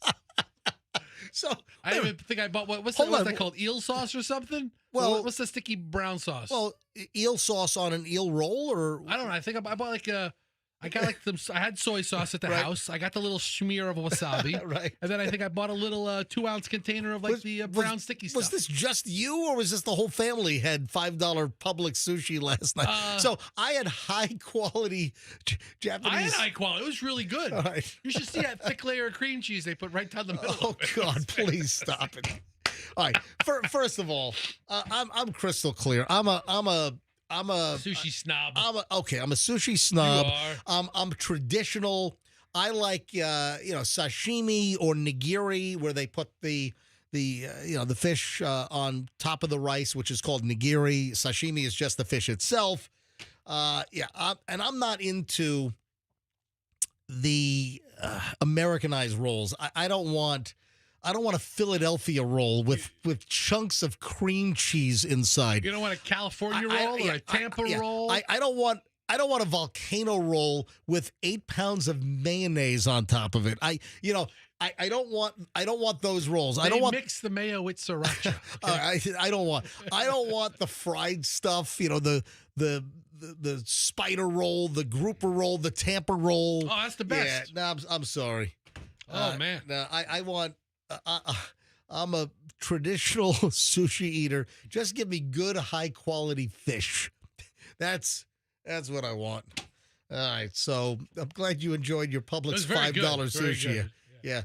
My check would have been a little more. Listen, I use chopsticks too. Oh, okay. The ones that break at the top. There's a little update here on a couple of items. First of all, the maniac in New Orleans that ran that pickup truck down the street and ran over to people. Was it like 14 people? 15? Is it now 15? It was 14, then it was 15. So this was Shamsuddin Jabbar. And remember, the story came out that he was in Tampa. Weeks before. Yeah, back in October. So there was a 3-day period, October 26th, 27th, and 28th, that the maniac who ran over all the people in New Orleans, that he visited Tampa. And now we're hearing from the FBI. So you know who made this, who said this? Who? Hang on a minute, I got to get my sound effect. What the hell is my sound effect? Oh, here it is. You know who said this? The FBI. All right, so the FBI here in Tampa is saying they do not believe that the deadly New Year's Day attacker was in Tampa with any criminal intent. So something must be telling them that he wasn't here for nefarious purposes. Yeah, or they just can't place him talking to anybody. Then what was he doing in town? Maybe he just wanted to visit Armature Works and have a hand roll. Have a hand roll. Yeah. Who the hell knows? Unlikely. Yeah, but they're saying, listen, the FBI here in Tampa, they're saying that they don't think there was any criminal intent. Because some folks were wondering, How can they say that with any certainty? Folks were, well, that's a good question. But I'm sure there has to be something. Or nothing. Because we thought that maybe he was visiting Tampa because of Ybor City. The Gasparilla parades that are coming up, the kids parade, the adult parade, then you get the night parade, you got the dog parade, you got the slut parade. That's new this year, the slut parade. I'm going. Yeah. I'll be the Grand Marshal if you're looking for one. So update on that. Oh, do you remember the federal prosecutor from Tampa that went haywire on the Howard Franklin Bridge and sideswiped the car, jumped out of the vehicle, was jumping on cars, and then stabbed another driver? Remember that story? He punched a guy. I remember the video. All right. Howard Franklin stabbing, defense for former federal prosecutor seeking evidence on victim. Yeah, this is a Fox 13 piece that attorneys for the former federal prosecutor, notice it reads former. The former federal prosecutor is facing charges in the 2023 stabbing incident on the Howard Franklin Bridge, filed new court documents last week. Patrick Scruggs was arrested and charged with aggravated battery, aggravated assault, and burglary back in 2023. The backstory was a Tampa resident had just dropped off his kids at school and was heading to his job with a commercial construction company when he said he fainted while driving over the Howard Franklin Bridge, according to a deposition back in August. 2 Good Samaritans stopped to try to wake him up, but when the Tampa resident came to, he reportedly accelerated quickly and hit the Good Samaritan's car and then hit Scruggs, the former federal prosecutor's passing vehicle. That's when Scruggs got out with his pocket knife. The former federal prosecutor is accused of then stabbing the Tampa resident several times through the driver's side window. That constitutes burglary because you're reaching in, technically. Last week, Scruggs' attorney filed a motion for Brady evidence. Essentially, what Brady material is, material that's favorable to the defendant. Oh. According to Hunter Chamberlain, who's a Tampa criminal defense attorney but not involved in this case, he told Fox 13 the state attorneys have to give the defendant everything that's relevant or related to the case. Well, that's called discovery, right? Including things that might be both inculpatory and exculpatory. And, of course, exculpatory evidence is something that helps the defendant. So, in other words, if there's a fingerprint that was found at the crime scene that doesn't match the defendant, even though it doesn't help the state, they may have to turn it over. That's what they call Brady material. But, I mean, just a crazy story. And everyone said that the behavior of the former federal prosecutor was like totally out of character. Totally out of character for this guy. But this was like a zoo on the Howard Franklin, and he's like jumping out of the car. Didn't he jump on someone's hood and then stab the guy that fainted? I mean, I just remember an image of him standing like over the door with like a little pocket knife in his hand, getting ready to stab the guy. It's just a crazy story. So what can happen to him? Is he gonna? Well, he could do jail time for attack the batteries. All right, crazy. What a nutty story. 9:18 at the MJ Morning Show. Are you ready for? I don't know if I've ever said this on the show ever before. This could be a first time ever.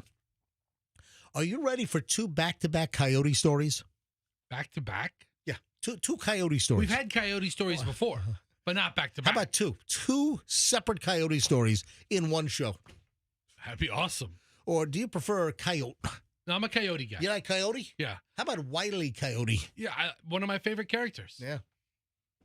Like, the Roadrunner and Wile E. Coyote? I root for Wile E. Coyote. All right. So, 2 Coyote stories.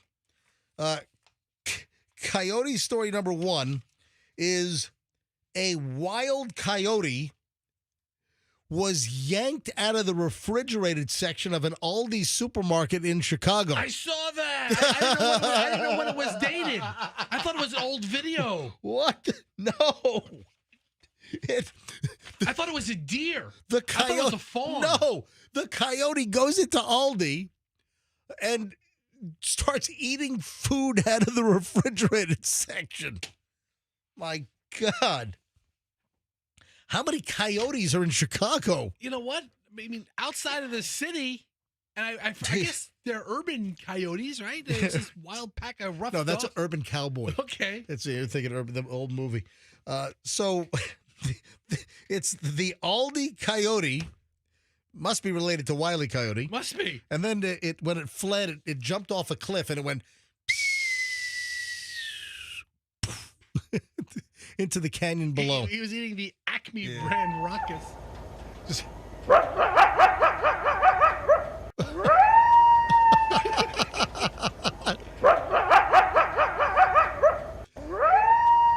There you go.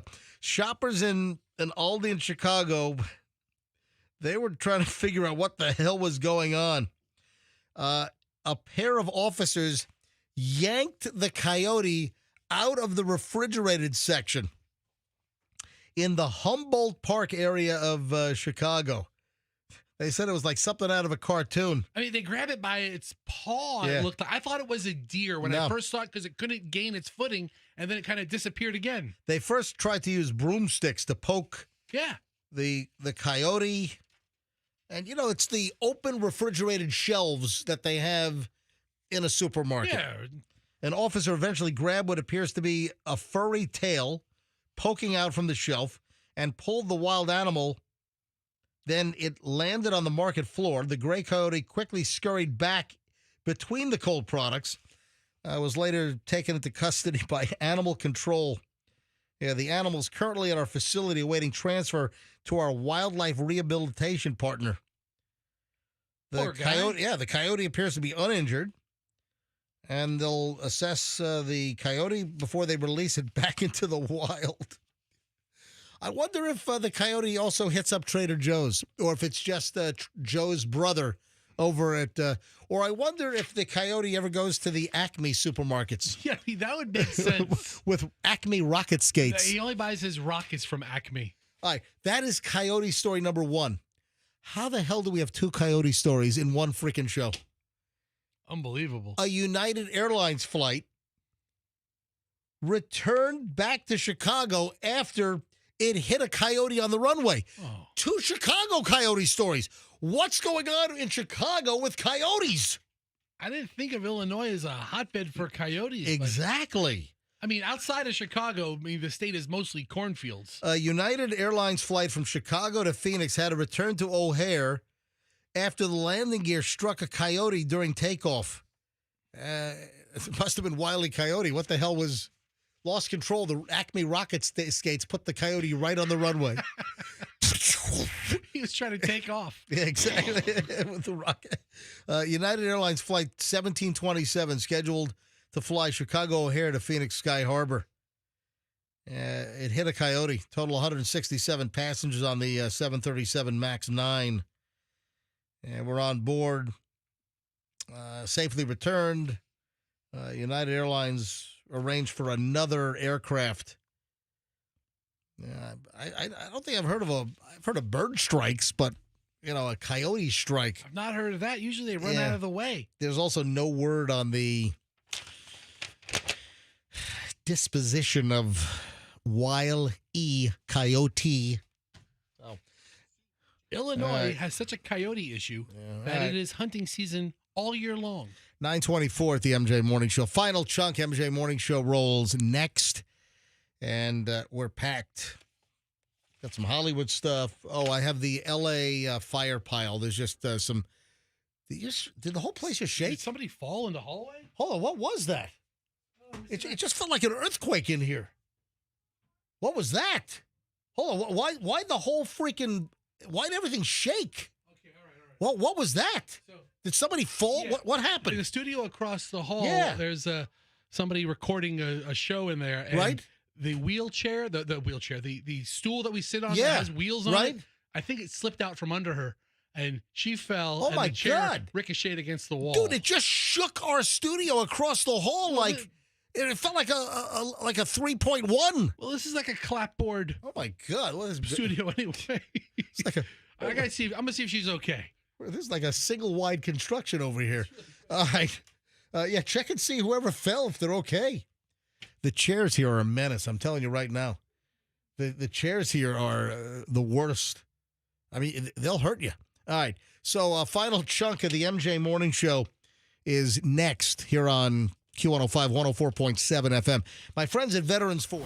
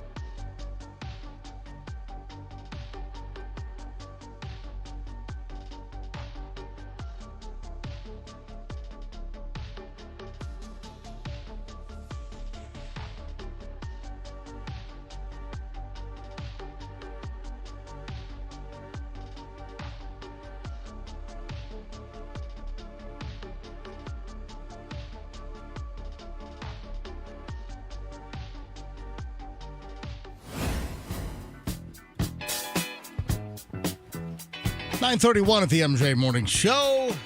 Yeah, Fester's checking on the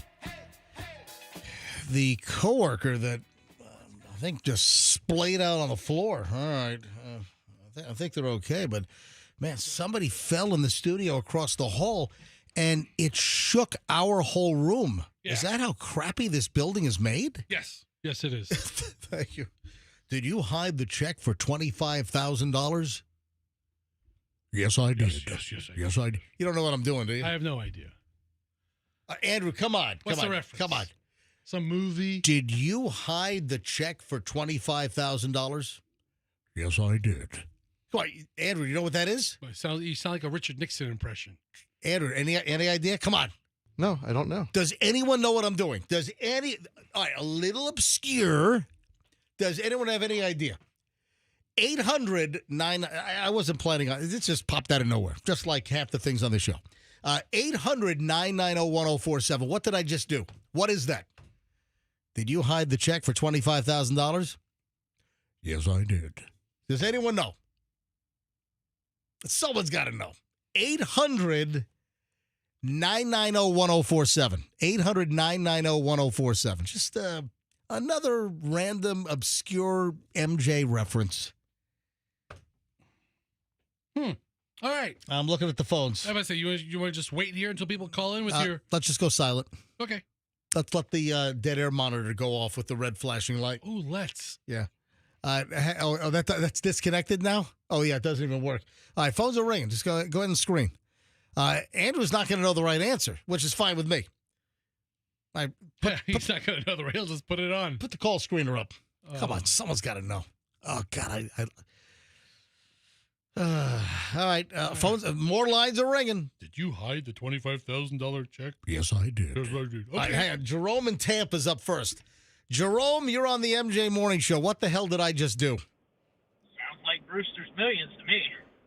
Sounds like Brewster's Millions. No, Brewster's Millions was so much more money. Remember? Yeah, You had to spend $1 million. The guy that did the deposit check. Nope, that's not what I'm doing. Brewster's Million.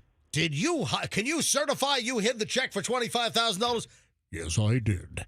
And a bonus if you know the name. I don't know why. Tammy in Lakeland. Hello, Tammy. Hello, this is Sammy. How are you? Hold on, Sammy or Tammy? Sammy, not Tammy. Sammy with an S. Yeah, he's got Tammy up there. Okay, go ahead, Sammy. Okay, what was the question again? Did you not hear MJ say the check thing? Did you hide the check for $25,000? Yes, I did. Yes, I did. Okay, so do you know what that's from? It's a movie reference. We're Sammy, not giving out money. Hold on, I never said it was a movie reference. Or it's a something. I never said. Sammy, so what am I doing? What am I saying? Why are you calling? Okay, well, I'm calling up at work, and I was like, okay, I'm up early, I'm working, I'm going to hurry up and just try to call, not really thinking I would get in. And then whenever you asked the question, I figured I would just, I knew the answer. That's you don't. That's not exactly how this segment works. All right. Thank you, though. Sammy, thank you, though. Yeah, just listen and you'll find out, okay? Love her. She's wonderful. All right, I'm going to try so hard All right. next time. All right. Thank you, Sammy. Have to know. All right. She just wanted to call in and say hello. Love that. All right. No idea? I mean, all right, Andrew's. Come on. How does nobody know this? Am I that much of a freak bag? Yes, I did. Yes, you are. Yes, I did. Yes, you are. I'm going to have you bring up some audio. Well. Oh, man. I love this thing. I don't want to give too much away. All right, Andrew's screening like one more here. All right. No, it's not Kevin Costner movie. All right. Do you remember the old game show on TV, The New Treasure Hunt? No. You guys never knew the game show, The New Treasure? They had all the boxes, like boxes 1 through 35 or whatever it was. These big, huge boxes with bows on them. And the people in the audience, they got to play the game and they got to go up and pick a box. And either it was a big prize or it was a clunk in the box. And they would try to pay them off and say, hey, I'll give you $1,200. You can keep the cash or take the box. And you can either win like a really big prize or like a clunk. You can win like a goat or something or just like a party hat. All right, right there. Bring this up. All right, so click on right there, the New Treasure Hunt winners montage. Bring this up. All right, we got to wait for a Papa John's commercial. This Papa John's looks good. No, it doesn't. Oh, yeah. All right, hit skip right there. All right, hurry up. Hit skip. And then shut off. You got some Coyote playing as well. You got 19 windows opened up. Hold on, Fester. I don't know what I got here. Yeah, all right, you got to. Hold on. Shut everything. Yeah, Where's my coyote? Shut the coyotes off. There you Where's go. my coyotes? All right, now bring up the other one. All right, here we go. Let me. You never saw this? You never saw the show? No. You never saw the New Treasure Hunt? Hey, it looks like a fun show, but I've never seen it. All right, folks, if you want to go to YouTube and type in the New Treasure Hunt. Let me go. I love this show. Was the best. All right, hang on a minute. This was listen. Ladies and gentlemen, listen. This bonded security agent has just placed a certified check for $25,000 in one of these 30 surprise packages. 30. Tonight, someone may win any one of our fabulous prizes, or that grand prize of $25,000 on the New Treasure Hunt. It's the New Treasure Hunt. And here's the host and star of our show, Jeff Edwards. Jeff Edwards, longtime game show host. You never heard of this show? Never. All right, folks, if you want to be entertained, just go to YouTube and try to find some episodes of the New Treasure Hunt. All right, so did you hide the check for $25,000? That was at the very end of the show. Let me see if I can find. Oh, there it is, right there. So here, watch this. At the very end of the show, if no one won the $25,000, no one found the box that had the check for $25,000 in it, then the host, Jeff Edwards, would say to the bonded security agent. Press it now. We're going to have a commercial. All right, hang on. Here we go. Listen. All right. All right, so there's going to be a little commercial here. All right, so right after the commercial. All right, here we go. Oh, this is one of the sponsors. All right, listen. The puncture. Get Super Fix-A-Flat. And now back to Jeff Edwards. Listen. Thank you very much. Thank you, John. Now, everybody wants to know just where that $25,000 is hidden. See? This gentleman, by now, you know him, our bonded Emil security Oturi. agent, Mr. Emil Oturi. Mr. Oturi, will you verify that you did hide the check? Yes, I did. All right, you hid the check. We have the number of the box you hid it in. Where do you think it is?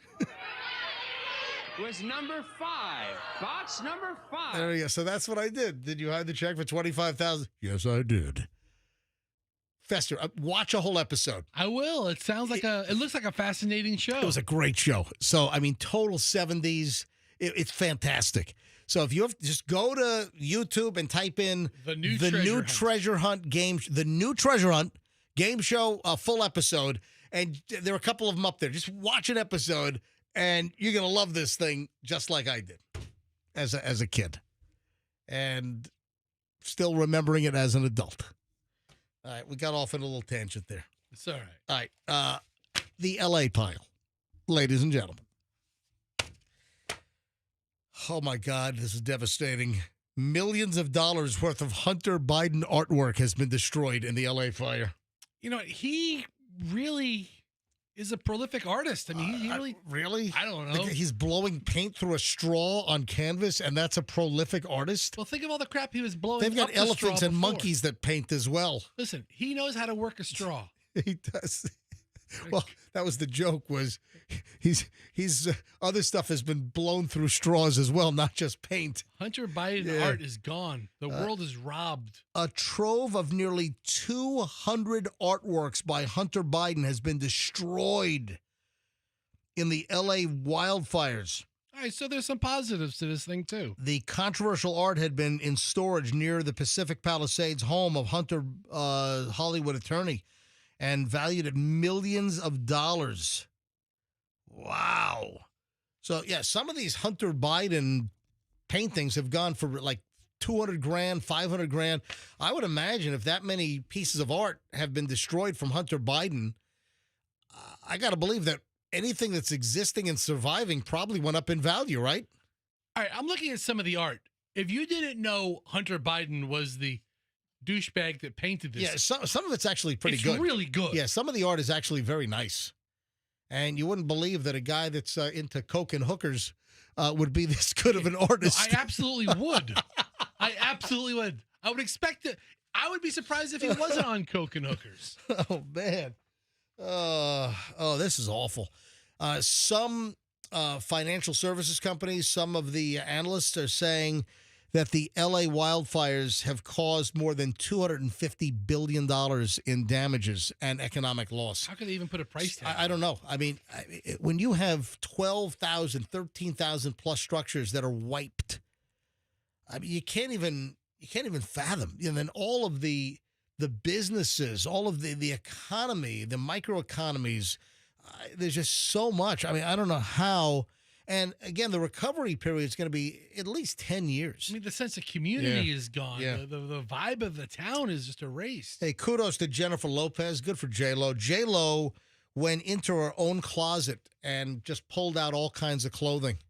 And I'm guessing she has multiple closets with a lot of stuff. All right, hold on. What did she donate? Like going to the SAG-AFTRA gala dress? Bras, panties. Okay. No, I'm kidding. So Jennifer Lopez has donated countless items from her own closet to help those affected by the recent L.A. fires. A source closely familiar with the situation told Page 6 she's doing everything she can to help victims after the fires in L.A. She's donated numerous items: shoes, jackets, blankets, T-shirts, kids' clothes. Maybe a couple of stray pair of Ben Affleck underwear. Maybe. You know, who knows? Maybe a couple. Yeah. Maybe Affleck's man girdle. Maybe that was donated. No, but good for J-Lo. I think it's fantastic. J-Lo is doing whatever she can think of to help, according to sources, including just raiding her own closet, which is very nice. Thank you, J-Lo. Nice thing to do. And then there are also these stories that continue, and even surveillance video, or there are people, again, looting some of these homes. So you have homes that were not destroyed, but there are evacuation orders in a lot of these areas, and some of these looters continue to break into homes. I think they ought to be shot on sight. You loot, we shoot. That's what I remember seeing that during Hurricane Andrew. Yeah. You know, before I moved to Florida a month after Hurricane Andrew in '92. Yeah. And I remember seeing some of the pictures of the plywood and people using spray paint. You loot, we shoot. You down better in be sure they're looting. Yeah, down in Homestead and Kendall. You loot, we shoot. Yeah, I approve of that message. All right, so the Eagles. The football team? No, the band. Oh. Yeah, minus. Are they really the Eagles without Glenn Fry? I mean, you still have Don Henley and Joe Walsh, but still. What? Is any band still the band if the biggest guy's not there? Well, one of the biggest guys. You've got Don Henley's pretty big, but this is nice though. The Eagles have donated $2.5 million for Fire Aid benefit concert. The Eagles are doing that residency out in Vegas. Yeah. In the, what is they called? The Sphere. The Sphere. Yeah, I'm working with a group now to do something similar here in Tampa. We're going to call it the Sphincter. Yeah. It's a little... And you're going to do a residency in the Sphincter. I'm going to do it. Come see me in the sphincter, the MJ Morning Show. Oh my God! I'll tell you what, I'm just distraught. Meghan Markle's Netflix cooking show is being delayed because of the Los Angeles wildfires. I mean, think about how much production is going to be on hiatus because the staff or the actors or the directors that don't have a house. Yeah, there's a lot. I mean, well, look at the award shows. Again, award shows are being pushed back. But again, look at all the economies. Some people are saying, oh, yeah, you got to delay the award shows.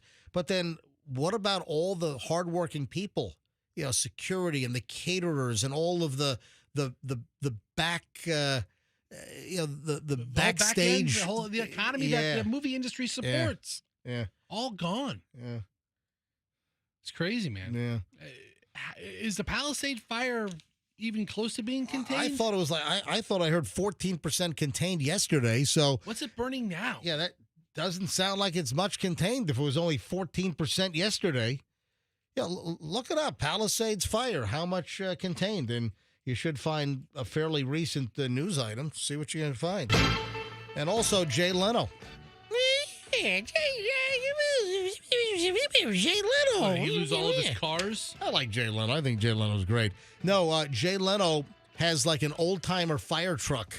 Yeah. And he drove his old-timer fire truck from his warehouse. He's got a warehouse in the valley with like hundreds of vehicles apparently. And he's got some old fire truck. And he drove it to, I guess, a staging area loaded with food. That's awesome. For first responders. That's great. So Jay Leno brought all kinds of food to the first responders that are, fighting these wildfires out in L.A. So thanks, Jay Leno. I think the Santa Ana's also died down a little bit. And I think the bigger winds they thought didn't materialize, which will, help them, knock down the fire. So Jay Leno, good for you. And then this is certainly humbling. Heidi Montag. What happened to them? She lost everything. Right. And she was seen shopping for clothes at Marshall's. Great. Not on Rodeo Drive, but here's Heidi Montag buying clothes at Marshall's. Good for her. Saying, she's being frugal. She lost her house. Yeah, let's get started again. Yeah. So she's at Marshall's. All right, and with that, I think we got to roll at 9:47. Anything else before we get out of here, Fester? That's it for today. Now, you headed over to the RV Super Show right now? I'll be there about an hour. All right, go see Fester. Go buy. Folks, listen, make Fester's Day. Buy a $400,000 RV from Fester at the RV Super Show. Now, where are you at the Super Show? What's your area? I'll be with Winnebago. All right. Yes, big Winnebago product. All right, so Fester at the Winnebago section. Are you going to be there all days? Like today? Everybody works in an area, so I'll be working Winnebago. All right, so go see Fester at the Winnebago section for general RV at the RV Super Show, and make his day. Seriously, buy a $400,000 Winnebago. Only if you have good credit and about $80,000 to put down. There you go. But if you do, I'd love to see you. So I got $485 credit. What does that mean for me? You're called the Get Me Done. Okay, all right. All right. Folks, we'll see you back here tomorrow. Have a great day. Friday show tomorrow. Yeah, that's it. Quick week. I'm MJ at MJMorningshow.com, my private email, and, of course, my Instagram is Certified MJ Radio. Give me a follow right now, Certified MJ Radio. Folks, have a great day. See you tomorrow, and let's be careful out there.